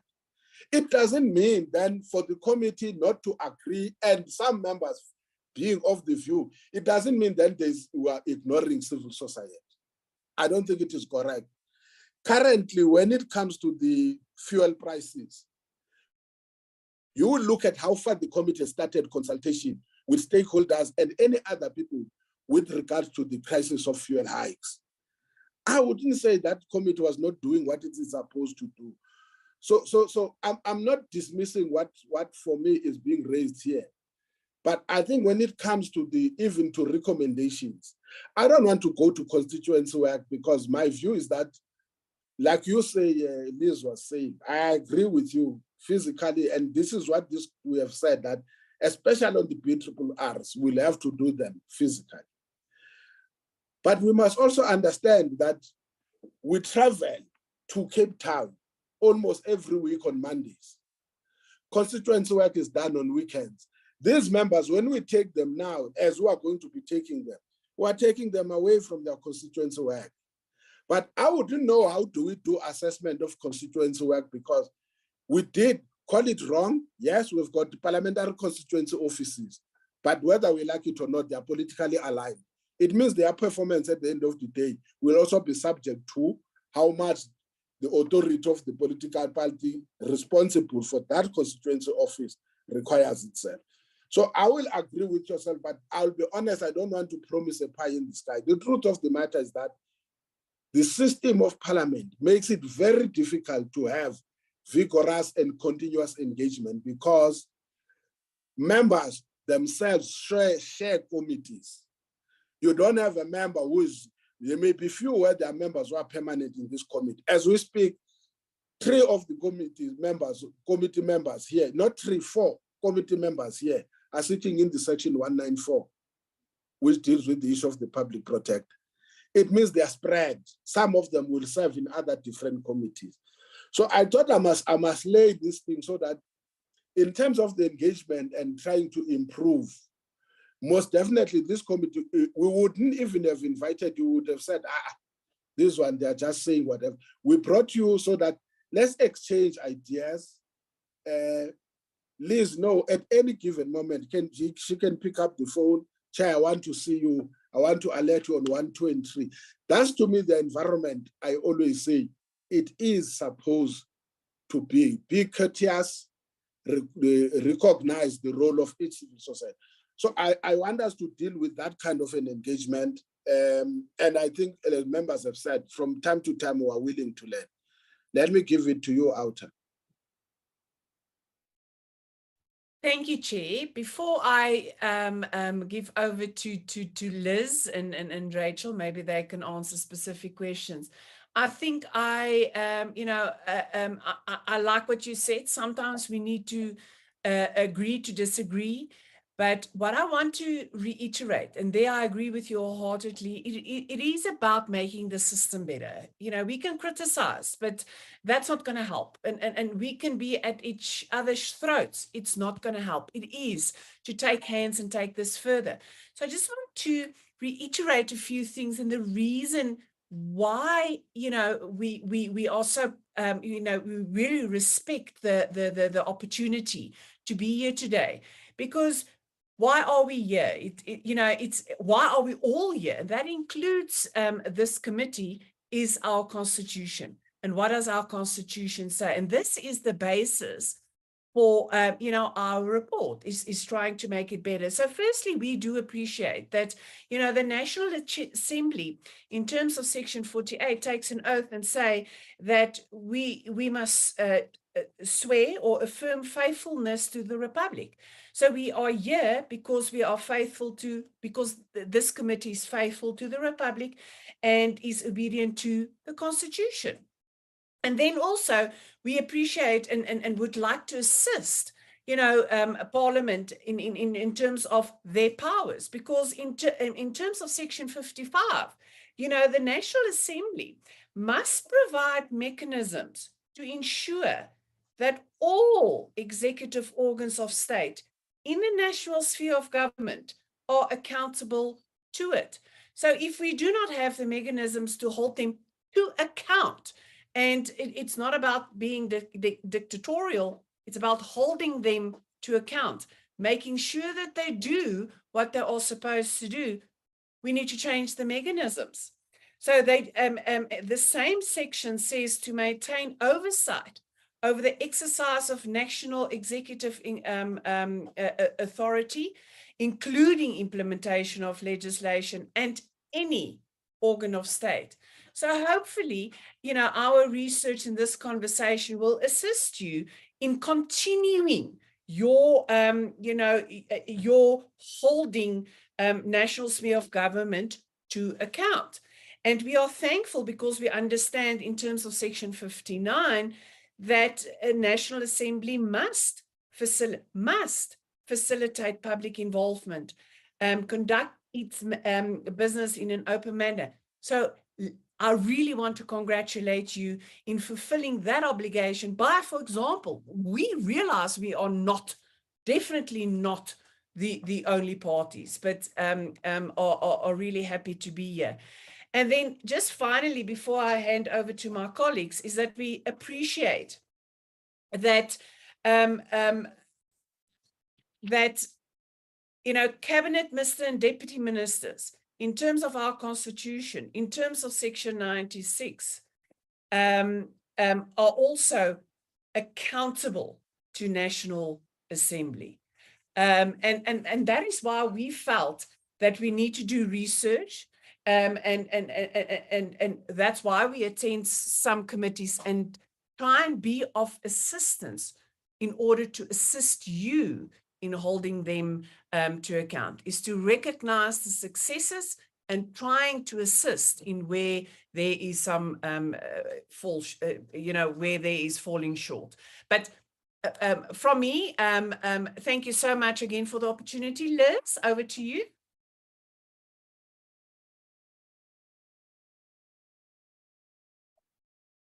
Thanks, Astika. Thanks, Chair. Thank you very much. I think if I was an MP, I would be saying exactly what Honourable Malinga was saying. Of course, that frustration, I think we're all sharing it. So I'm going to, I also want to say that it's unfortunate that you've only got to our 2021 report now, and we haven't got the 2022 report in hand, because in the 2022 report, we have, for example, captured the gas hearings and the public participation that took place. We have covered some of the issues of the environment within which MPs have to operate. We've covered some of that. So I'm just going to share a few things around that, and then I will just make sure that I check all the questions. But I was just quickly looking to see if I had that graph to show you that we had captured it. So maybe just starting with the chair. Okay, maybe I should start at the beginning, but I got excited with the conversation with those comments. So sorry, honourable members, you have a hard job trying to write all your questions down. I'm not used to having so many at once. So the assessments, so how do we work it? Because it is done, we sat 3 years ago and thought, how do we, if you want to make it fair and you want to assess Parliament's engagements and where they get the information and how they make, what matrix could we use? So we thought that one of the things was to say, how many civil society organizations do they engage with? The other thing was to say, how many days of public hearings do they have? Yeah, I think those. And then the other one was, and this comes to Honourable Mahlala, is that the other issue was around indabas. So previously, and we're talking maybe 2 parliaments back, this committee, which was in that time the energy committee and not the minerals and energy, used to, what they did is they acknowledged they didn't know so much about energy, and it was the time when renewable energy was coming into the mix. They would hold what they called what was called a sort of mini indaba, where they would invite stakeholders in a particular topic to a meeting, and the chair would simply chair the meeting and and the department would be there, and the civil society would ask questions or make comments, and MPs could then observe and ask their own questions of the civil society and of the department. But it was an opportunity facilitated by Parliament to enable this engagement in order to learn and to see what were the challenges. So I think that's those gatherings were quite useful, and so that was one aspect that we wanted to look at. But those gatherings have not been happening over the last few years. So that's how we calculate. The other thing is that you guys, you have a lot of meetings, and I think that's acknowledged when we look at the calculation. If you look in the report, we give those tables. And so when it looks like that the minister is appearing, or the deputy minister, and if you look at the comparison, we had to do it by percentage, because some committees don't meet as many times, and others meet many more times. So it's a percentage of the meetings that the minister or the deputy minister. The calculation includes the deputy minister, so it's the minister or the deputy minister, because we do understand that ministers can be busy, and therefore the deputy minister might attend. And we absolutely, political heads of departments have duties they have to do, and I don't think it would be realistic to expect them to attend every meeting, because that's what you have the department there for. Yeah, maybe I hope that's covered it.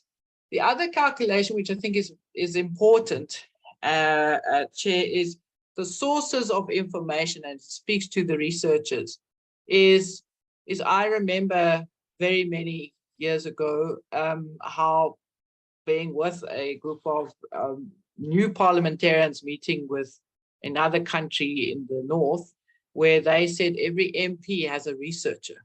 So we don't have the resources in the south to do that. But we are under-resourced in Parliament if you only have one researcher per committee.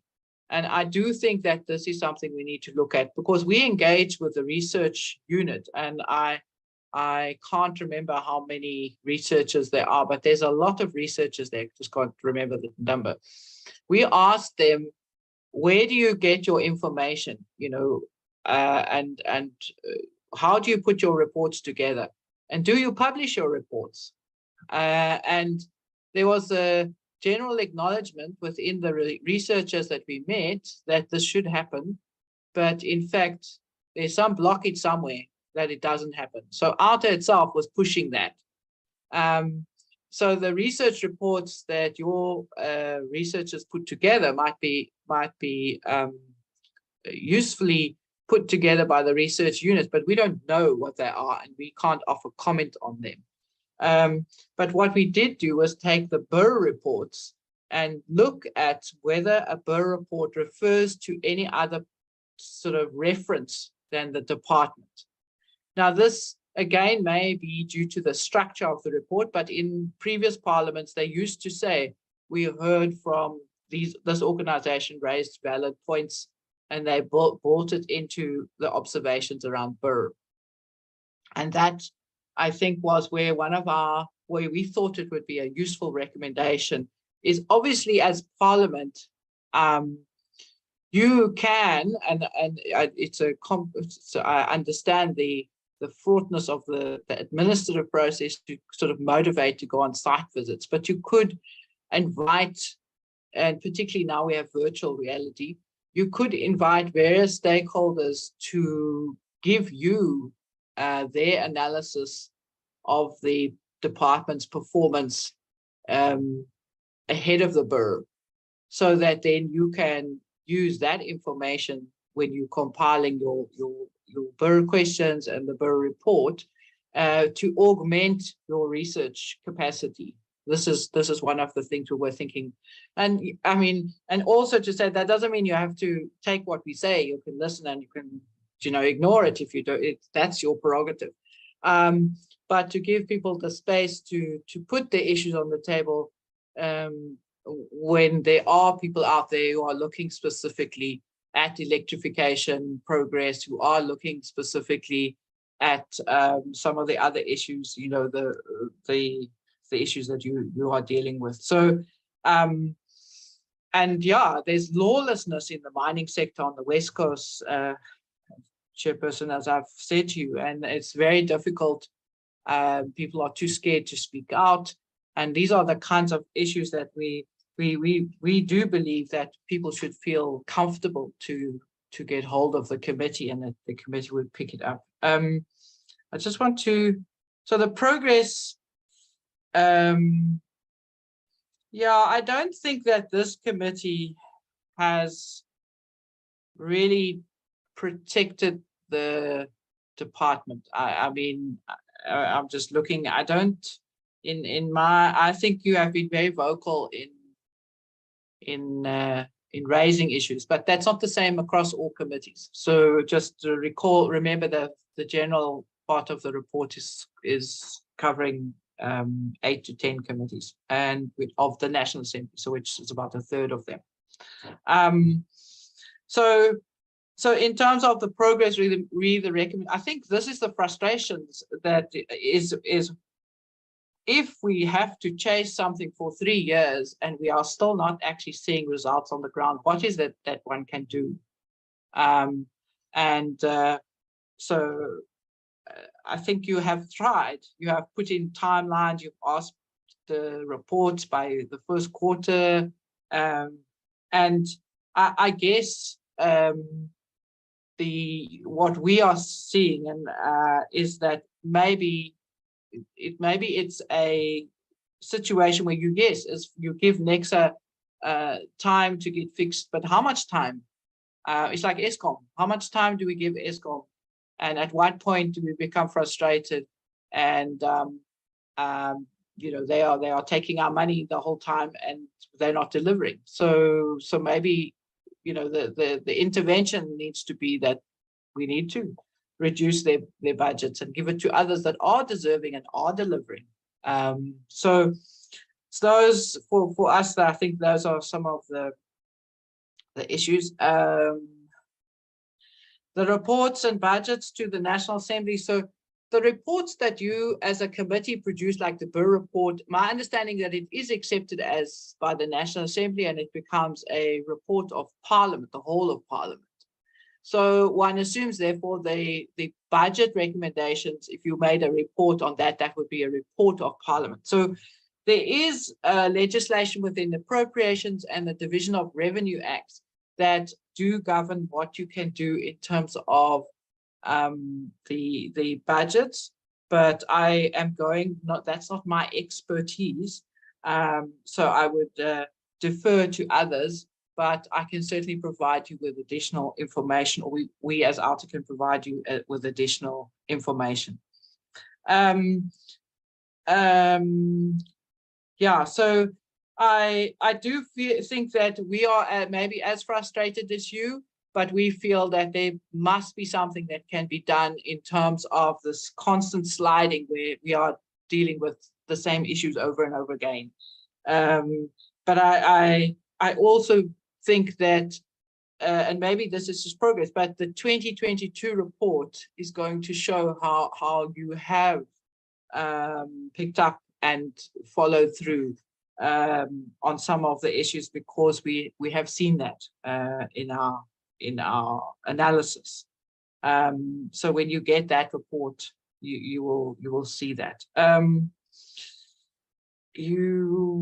Acceptable engagement levels. I think that the IRP hearings were also a good level of engagement, and where this was also before your time, but it was where they had a series of involvement with people coming in to present, and then at the end a round table was organized with different stakeholders with differing views to also come and sort of not debate, but just have a little bit of facilitated through the chair discussion around certain topics that that could help the committee to make up its own mind, obviously. Then, yeah, so, I don't know, and the numbers of, so I also just wanted to say, to just give you an example in terms of stakeholder engagement. Yes, you do engage with some stakeholders, but often they are government stakeholders, like PASA, or they are industry stakeholders, so power, and that. So for me, it would be to look at the diversity of stakeholders, and do you have civil society things. I do recall that there was an engagement with the families in one instance, and maybe that could have also been broadened to organizations like Makawa in that particular instance. Again, the Makawa engagement is also recent. It will come through. Let me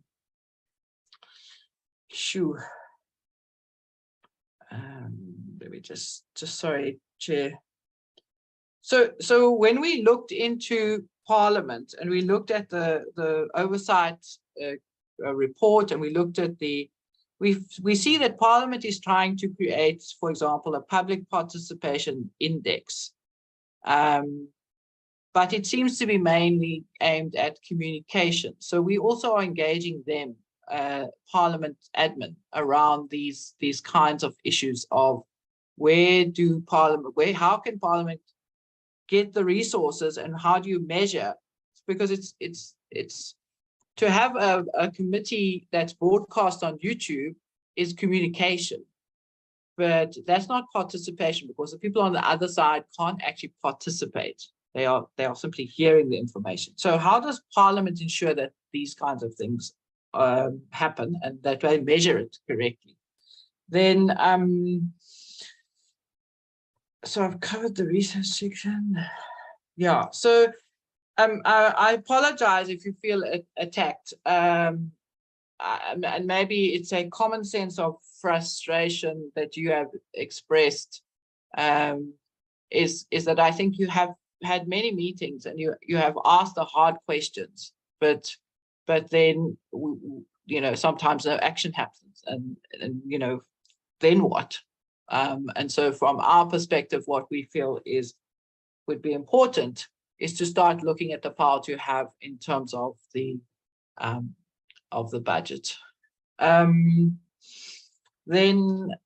okay, that's that. So, and my understanding that Nexa gets at least $1 billion from the department. So that's state money.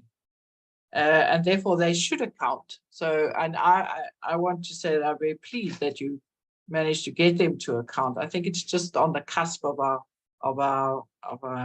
report. Then, yeah, the civil society engagement, I think I've covered that. I think I've covered the researchers. Yeah, maybe I just wanted to say is that as this committee, you have an impossible burden, because you have two very large departments to conduct oversight. And so again, in terms of the political area, maybe in the next era, you need an energy department and a mineral department, which we did have at one stage.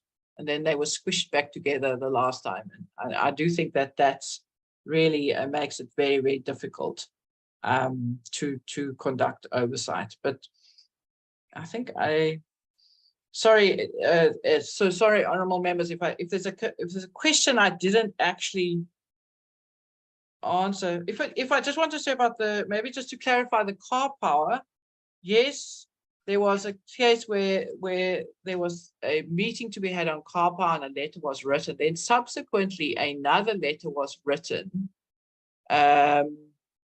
when it became apparent that the committee was narrowly focused on the contract, and there was another rival company. So I think the issue was, we felt, have been respectful to have come back to the civil society organizations and maybe explained what was happening, or engage them on what exactly the issue was, and they've then included that in your deliberations. So I think that if I provide clarity there. I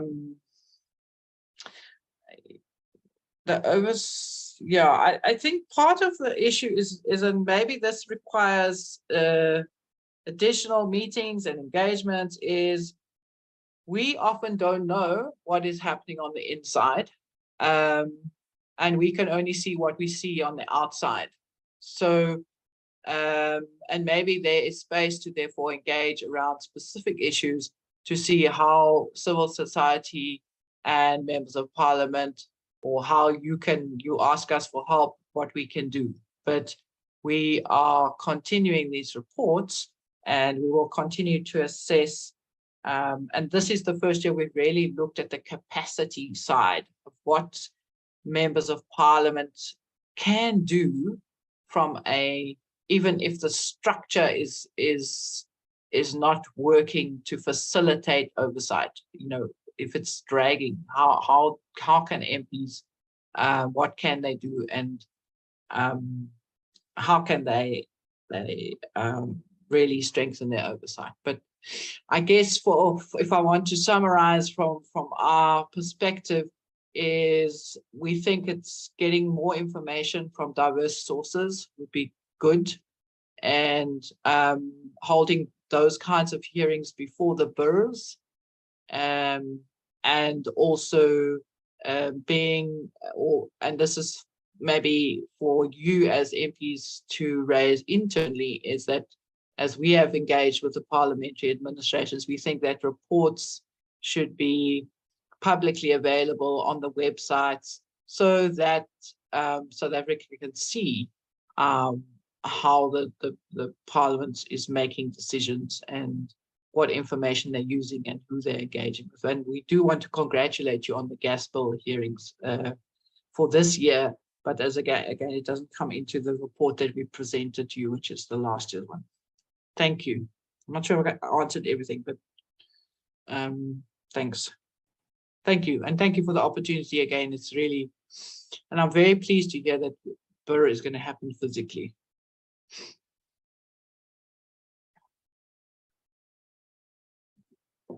Chair, perhaps if there are additional items, Stefanie?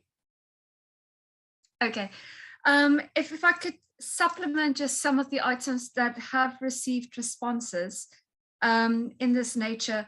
Thank you, Honourable Malham, on indicating with the tracking and tracing on the budgetary review and recommendation reports, and seeing the follow through on the annual performance plans in the following year. Looking at these items certainly shows then that you're cognizant of what's been lifted and what has been addressed by the department. You did ask in terms of additional recommendations that we could make.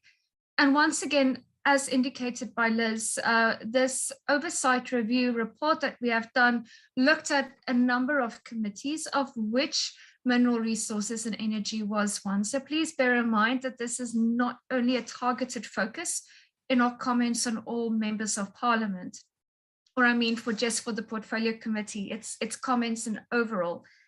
But an interesting example that we have found in this current report is the Portfolio Committee on Home Affairs. So what they have done in following the 21st November report that they've submitted, the BRR, they went and got feedback from the government department where each of the recommendations were listed together with the response from the government, where they currently are in the process of attending to those items of concern. And if they are not in process to attend to this, what do they plan to do? And this then is signed off by Minister Motsoaledi, and it was also submitted to the Speaker of Parliament. Now, this was quite interesting to see. You have the report, you have an almost immediate, within a month, a response from government on these items, and then the follow through occurring to the Speaker in the next year. Then we look again to the APP. And this was the only instance that I found under the portfolio committees that we were analyzing. So that, for example, could be an active exercise to look into to improve the process. Looking at the budget and the indication of to what extent can the portfolio committee engage with the budget is what I do find interesting, that part of the work that Parliament can do, and then of course this does also then speak to the awareness of the work that we do and how we interpret it, is that the committees do have one of the functions is to monitor and oversee the work and the budgets of the national government departments, and then hold them to account. And this also then means that you deal with the departmental budget votes. So to what extent you can actually go amend these, that you need to clarify internally. But as far as we understand, you certainly do have a role to critically engage with those budgets, and where there are concerns, to speak to them. Then I do want to respond to Honourable Malinga, and thank you for your frankness and indicating your feelings toward the response. Once again, we can say this does look at the number of committees that we have analysed in our research. You did ask whether we mean to say you are irrelevant. By no means, quite the opposite. You certainly are not irrelevant. Actually, you are in an extremely privileged position. You are extremely relevant, and you do have the power to effect change. And when we do these reports, yes, they are critical, but critical doesn't only mean in the negative sense. We need to point out where there are gaps and challenges, but then we also do provide opportunities for improvement. So we also see that as our civil responsibility, and certainly you can action on those relevance. I do take note of you indicating you do not run a PR company, and indeed your mandate is different, but we have to be aware of the realities of South Africa. We rank 91st out of 110 countries globally in terms of our internet penetration rates. It is currently 53% if you consider where we are. So only about 38 million active internet users do we have in the country.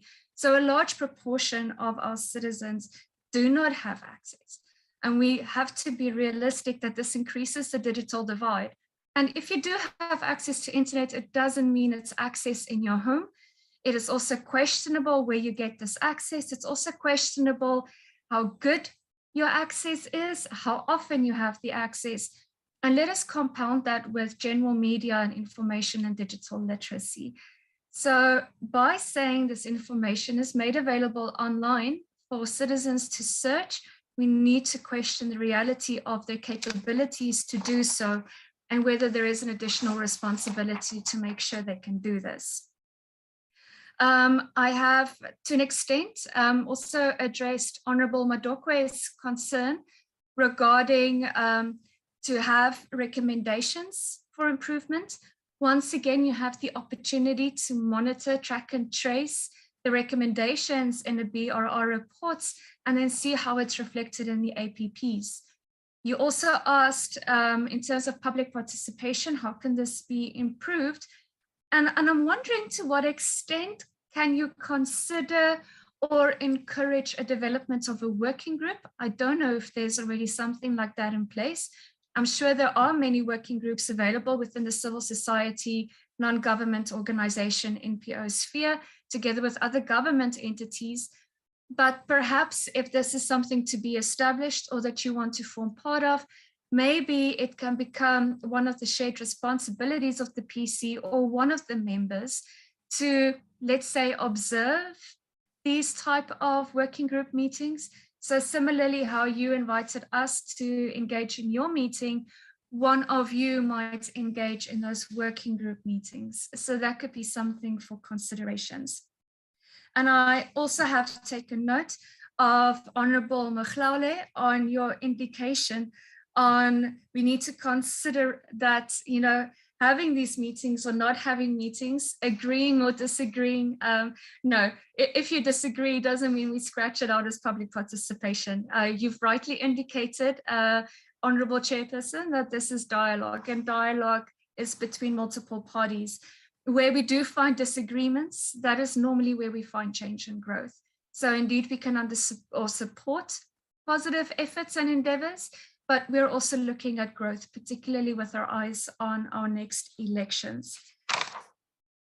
And also, Chairperson, thank you so much for your frankness, the acknowledgement that indeed the Portfolio Committee, Parliament in general, do have restrictions.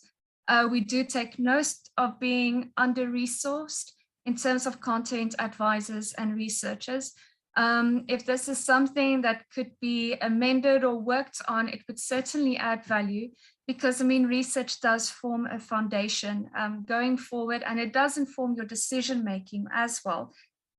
Yes, we understand that it is difficult to promise pies in the skies. Nobody is perfect, no institution is perfect, but once again, at least collaborating towards meeting more strength and a better sound institution is something we should always aim towards. From my side, once again, many of the items that you have raised are based also on the report that you have received. We do look forward to share with you the latest report once it is available. We do hope that it appears or it influences your budgetary review recommendations reports. And as we have found in our analysis, normally within the opening sections of the budgetary review recommendation reports, there is an acknowledgement of what sources were reviewed and that it considered, like the OUTA reports, other audited reports, annual reports that you review. And therein, you can acknowledge, you know, for example, CSO reports, other research reports that would give additional depth. And also, if there are any sustainable development goals, considerations, and specifically national development plan. We are within the decade of change with our eyes on 2030. To meet those various indicators, I believe there are 119 within the National Development Plan, of which energy, electricity provision is a major consideration. So seeing this also clearly defined in the BERJ certainly underscores that the Portfolio Committee and even the department acknowledges and recognizes us to meet those indicators. So that is all from my side. I don't know if our division manager, Advocate Fick, would like to add anything before we go back to the Portfolio Committee. No, thank you. I'm grateful for the team's input. Thank you.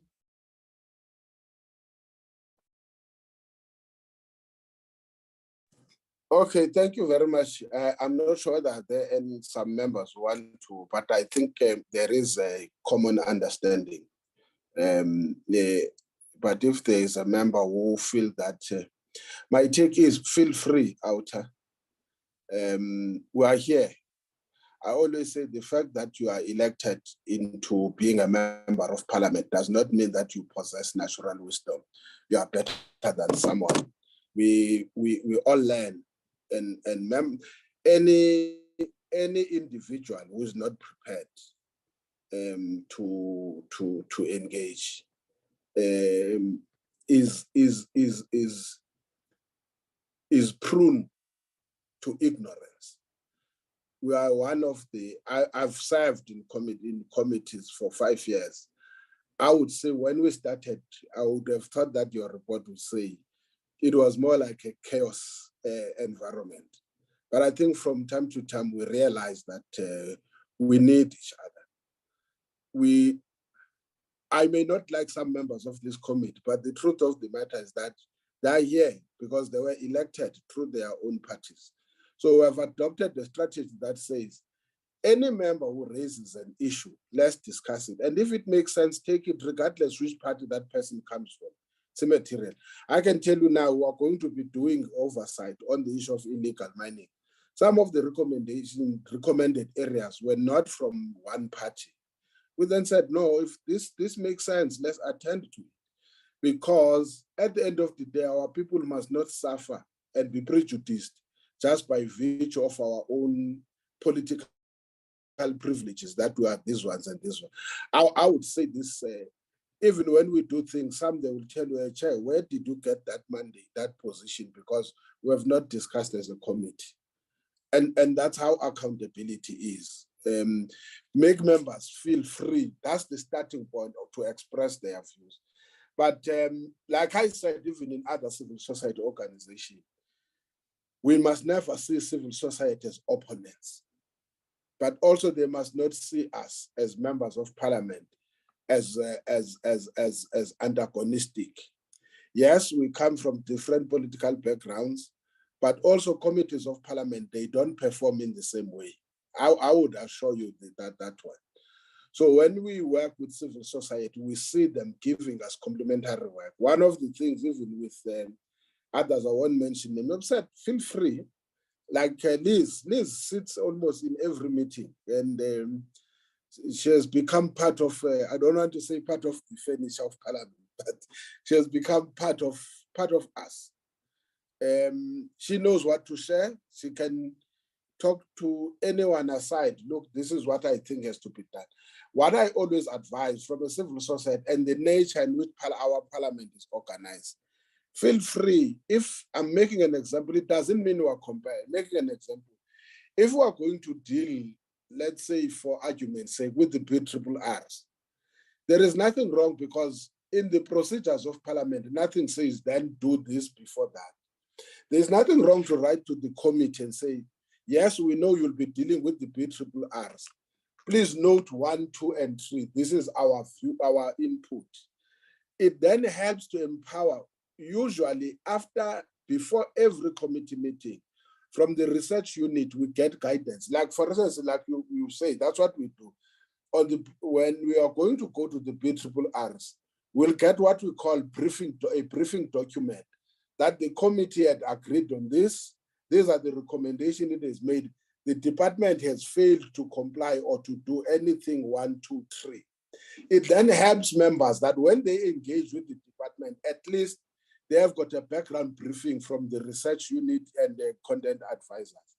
And even now, but that should not be limited only, like you say. Civil society must keep us engaged. It doesn't mean we must have physical meeting. It must keep us engaged, providing us information so that members get empowered. I may read your document, I may disagree with it, but it means there's knowledge that I would have gained, that there is this other way of thinking that is there.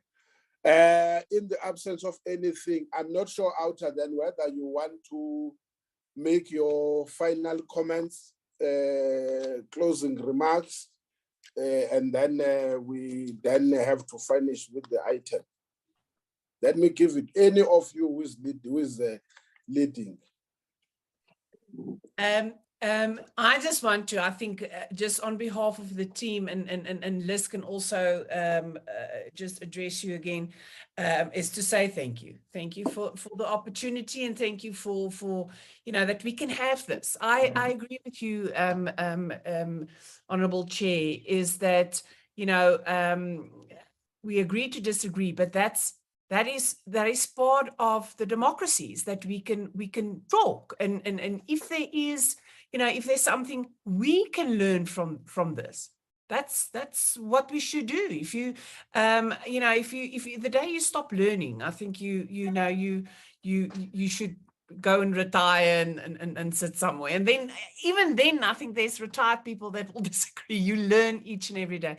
So thank you for the opportunity. Thank you for listening. Thank you for giving us the right of reply, and thank you for welcoming us into your midst, and we will see you in future parliamentary meetings. I mean, Chris is there with Liz, and Rachel, who is the manager there.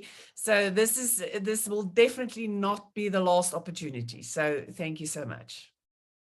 I guess there's not much to say. Stefanie said it all, but I just want to say I've watched this committee, and I've watched the chairperson under the leadership of this chairperson, and I really think that in all the troubled times that we've gone through in the last few years, Honourable Luzipo, you have really shown you've shown how Parliament can work. And yeah, so I shared the frustrations, I think, and we are very keen to help move even further forward. And I'm looking forward to meeting you all in the borough meetings in a couple of weeks' time. So thank you for this engagement. Thank you very much. Thank you, OUTA. You are not dismissed again. Committee meetings are open to the public. Even this exercise, from time to time, we always say that we advise it's good to be civil society to always be with this committee where they have an interest. They've got a right to input. They've got a right, and this is what I told some of them, that for instance, if we go to an area, it's good that they give us a pre-briefing. Remember that the committee, only the executive accounts to the committee. And some of the ways and means that we can make them successfully account is to be armed with information. So when we go to a place, there's nothing wrong to give and say, where you are going, please note of this, because, or say, no, don't, our advice, we may take it, we may not, don't go in this area, go to this area. Where you are taken to, it's because you are going to get all the glossy information, not what we think you are supposed to know what it's. We know that in some cases, what they are giving us is not what they are doing. Unfortunately, I always say, the paper does not refuse the ink that is put on it. So feel free that when we've got a program of the committee and there are certain things that you want, you must influence us to say, look, Chair, we think that you forgot this and this. Can you please consider it? Or even canvas members. It's unfortunate we have made it very bad now that members can be canvassed to say, when you sit, please, can you make sure that, not canvass the views, but canvass issues. Can you make sure that this issue also gets their attention so that when we draft a program like we'll be doing now, it takes into cognizance what is a general feeling. Unfortunately, you can take as much as you could. And with the interventions of Parliament, you will know now that whatever we are doing, we are closing in November. And Parliament has been very strict that if there is a recess period or constituency period, they don't want to allow any meetings to take place that during that time, because that's where you must go. So we'll have those limitations. But thank you very much, OUTA. And I think we've had a very constructive discussion. It is good to have such discussion. Honorable members, without you can excuse yourselves. You can, because meetings of the committee are also open to the public. Can we now? I under flag the program.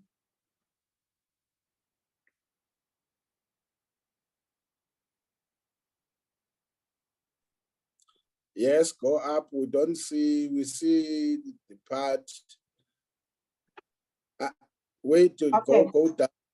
Go down. We must see the dates. Okay. The first one. The first one is the oversight victim oversight meeting, which is Mpumalanga on illegal mining, together with the two other portfolio committees, that is police and Home Affairs. Then when we come back on Tuesday, immediately Tuesday is a briefing by the SGSA and by DMRE, and then also by Mine Health and Safety Council and the Mine Health and Safety Inspectorate. You will recall, honorable members, the Mine Health and Safety Inspectorate, it is part of the programs of the department, but we have agreed long time ago that it must go together with Mine Health and Safety Council so that we can see the correlations between the two. That's where it will go, the program, until we finish at night. This is another thing, if OUTA is still here, is a problem. We get squeezed on these BRRRs in such a way that we must finish in 2 weeks or 3 weeks, and you can see how impossible at times it becomes difficult to deal with such things. Then we hope there will be no caucuses from our respective parties.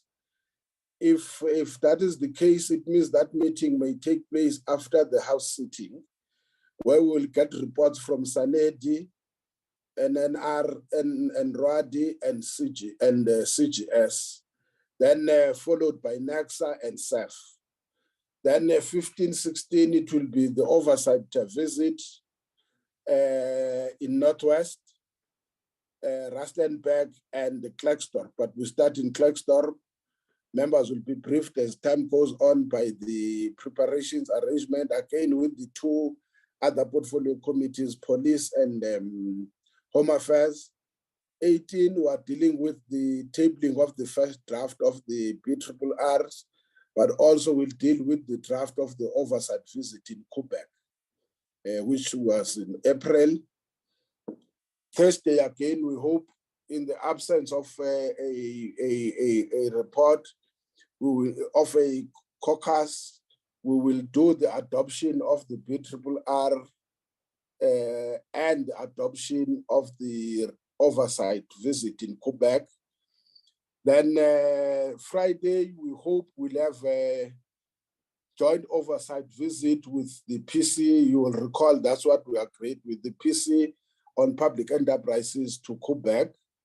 Thursday, 25, we look at a joint PC with the Committee on Employment and Labor, specifically to look on the issue of the state and the role of the departments with regards to mine dams, stroke tailings.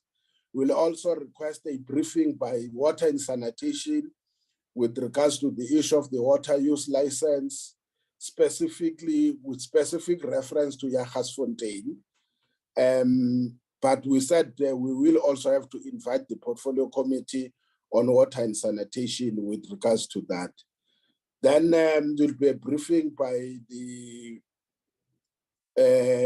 minister on all Glencore activities in South Africa, as well as the mining rights.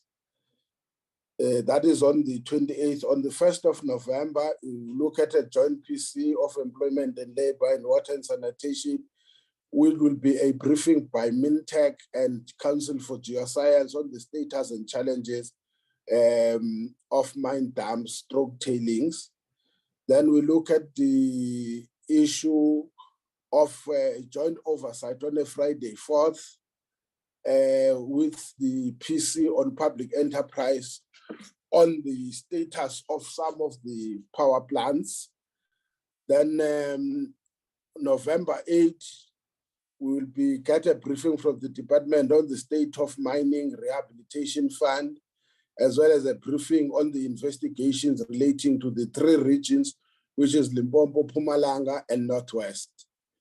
November 15, we'll be looking at the briefing by DMRE on the first, second quarter performance reports, as well as in the update on the solar water heater program. Then Friday, November 18, it's a joint meeting with Standing Committee on Finance and Transport on fuel prices. Then is a tabling of the first consolidated report on the 9/13 first draft of the consolidated report on legal mining. Then the consideration of on November 29, consideration and adoption of the first term program, consideration and adoption of all outstanding reports, and including the report on illegal mining. Then the minutes. That's how the program stands, honorable members. Is there any take?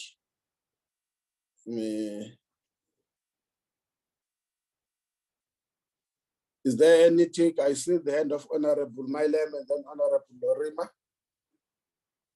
Any other hand? Fine, Honorable Mylem and then Honorable Lorima. Thank you, Chairperson. Chairperson, a couple of comments.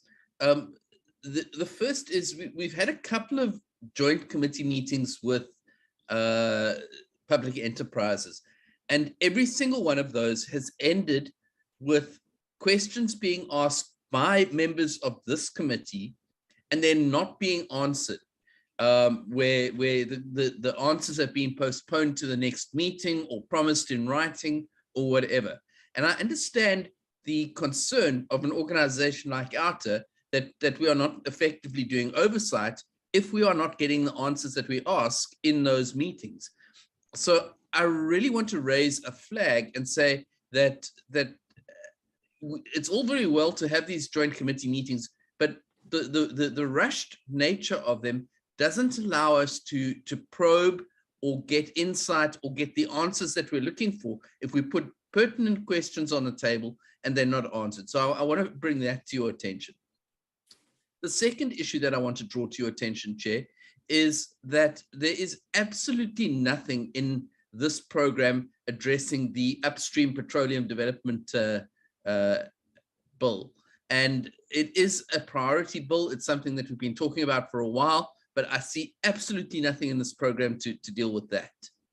The third thing that I want to draw to your attention, Chair, is that there's been a lot of talk for the better part of a year now about the Just Transition Fund, the $8.5 billion that has been allocated to South Africa for enabling a transition away from fossil fuels.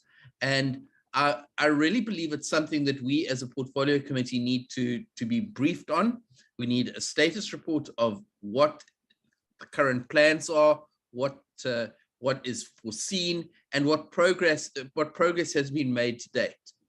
Lastly, Chairperson, I am and I remain concerned that load shedding does not appear to be a priority of this committee, and I think it's reflected on the program that we have not really prioritized the electricity prices to the extent that it deserves. Thank you, Chair. Thanks, Chair, and good morning. I second my colleague on the mysterious absence of discussion on the upstream petroleum bill.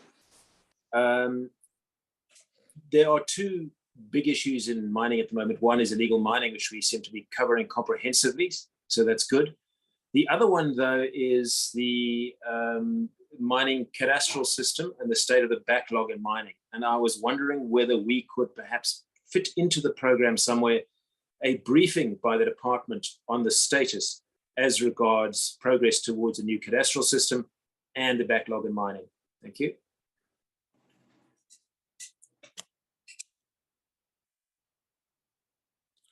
Oh, Honorable Mylem, there was point one, it was the joint committee in terms of the questions. I see the joint funding on joint on the issue of just energy transition, then load shedding. What was number two?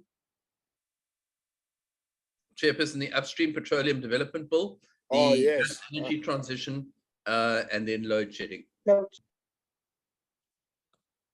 Yeah, I see. Upstream. Okay. Yes, Honorable Malinga, I see your hand. Yes, Chair. I'm sorry for the delay. Chairperson, also maybe you remember we have a challenge with the licensing regime with the department. And in most of the oversights where in most of the sites where we are conducting these oversights on illegal mining, the stakeholders there continue raising the issue of the processes of licenses. I don't know how we can filter that, Chair, in the program as well. The issue, but what is the hold up to grant, whether it's prospecting rights, whether it's mining rights, by the department, which leads to people engaging in this illegal mining, Chair. Thank you, Chair. Okay. Let me start with this one. No, Honorable Malem, like we explained. Honorable Lang, I hear that there is something like your voice. No, it's fine, Chair. Maybe after you have responded. Okay. Look, Honorable Malem, let me start with this thing of the joint committee. I think let's accept that we have always been unfortunate. I don't know what's happening with Quebec. If you recall, one is that when we had this speech, we were supposed to go to Quebec. We were told of a number of things that we should have done 1, 2, and 3, and we couldn't.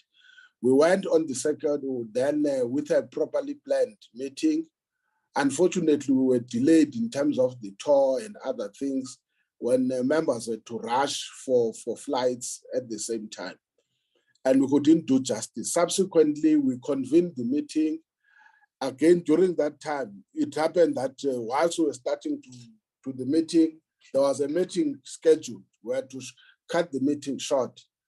Equally, when we were dealing with the issue now, recently, we were then told that there's many plenaries. I think, whilst I agree with the point that you are raising, we then agreed that instead, let's go back to square one, have a full day meeting at Quebec together as the two committees.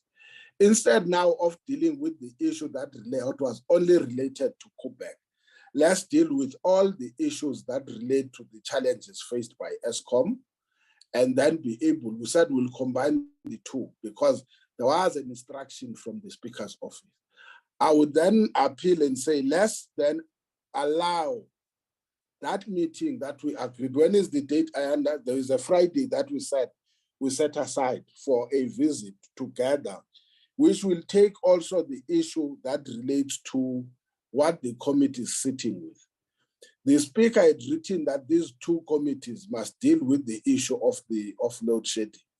We are trying our best, but when you look at how compressed this program is, the only thing that we are having, let's look, we then said when we adopt the preliminary part of the report, it will also talk to now this meeting that will be taking place, because the committee had resolved that it must attend those two, or they must attend comprehensively on the issues, not just only facing Quebec, but we are going to Quebec to finalize that, but also the issues that are faced ESCOM in general, including the issue of load shedding. It's a full day.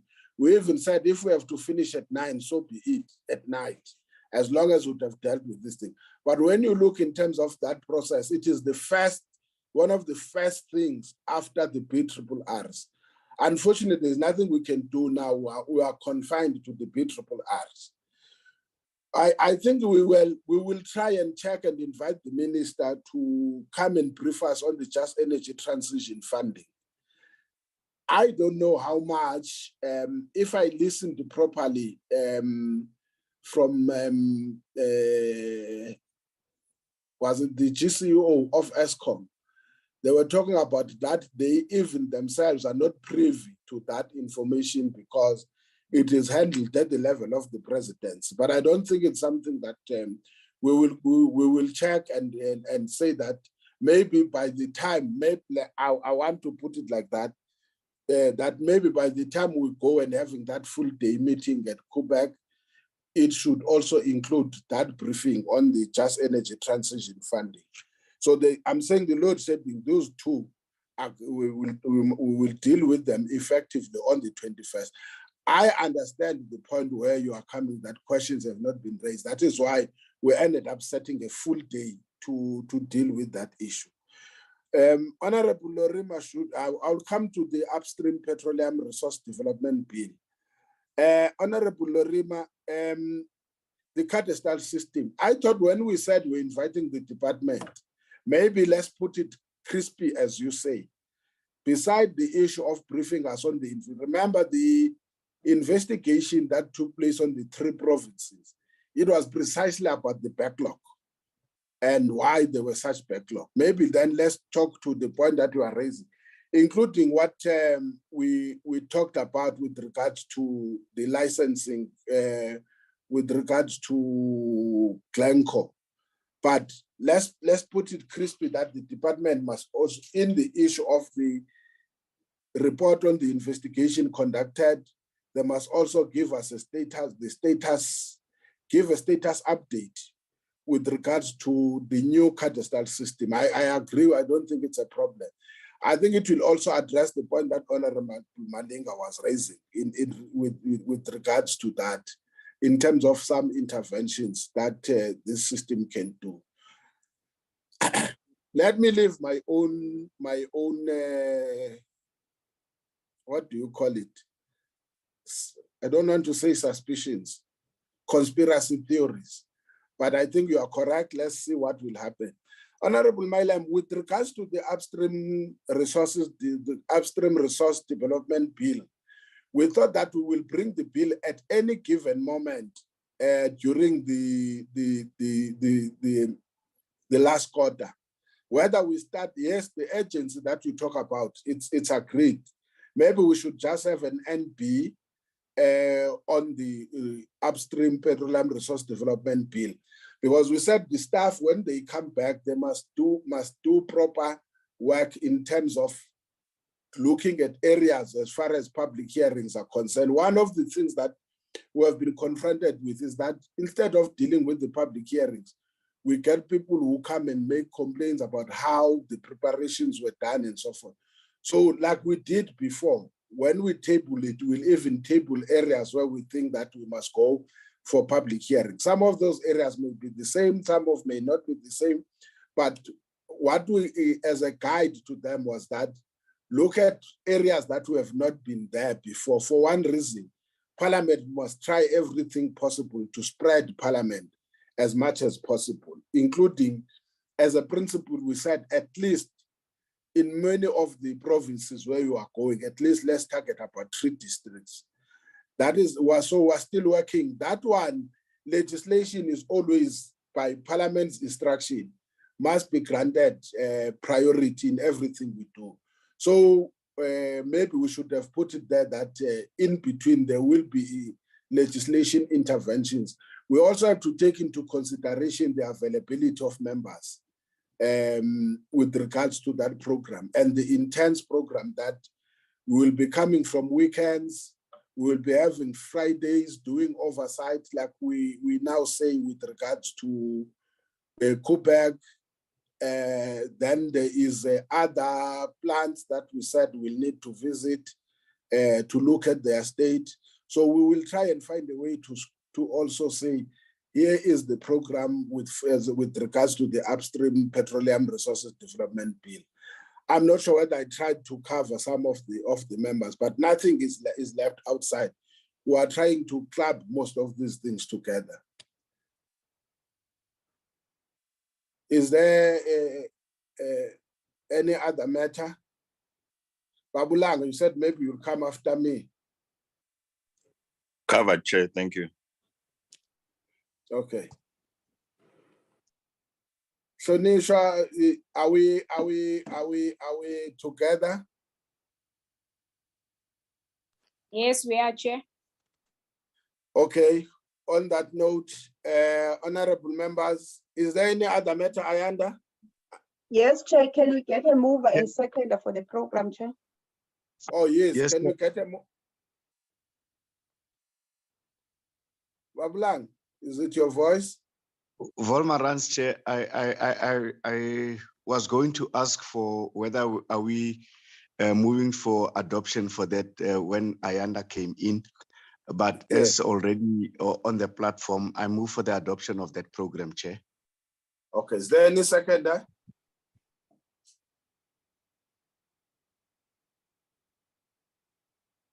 Seconded, Chair. Thank you, Honorable Mashaula. Is there any other item, Ayanda, matter? No, Chair, that was the last item on the agenda today. Okay, thank you very much, honorable members. The meeting stands adjourned. Thank you very much. Thank you, Chair and Member. Chairman. Thank you.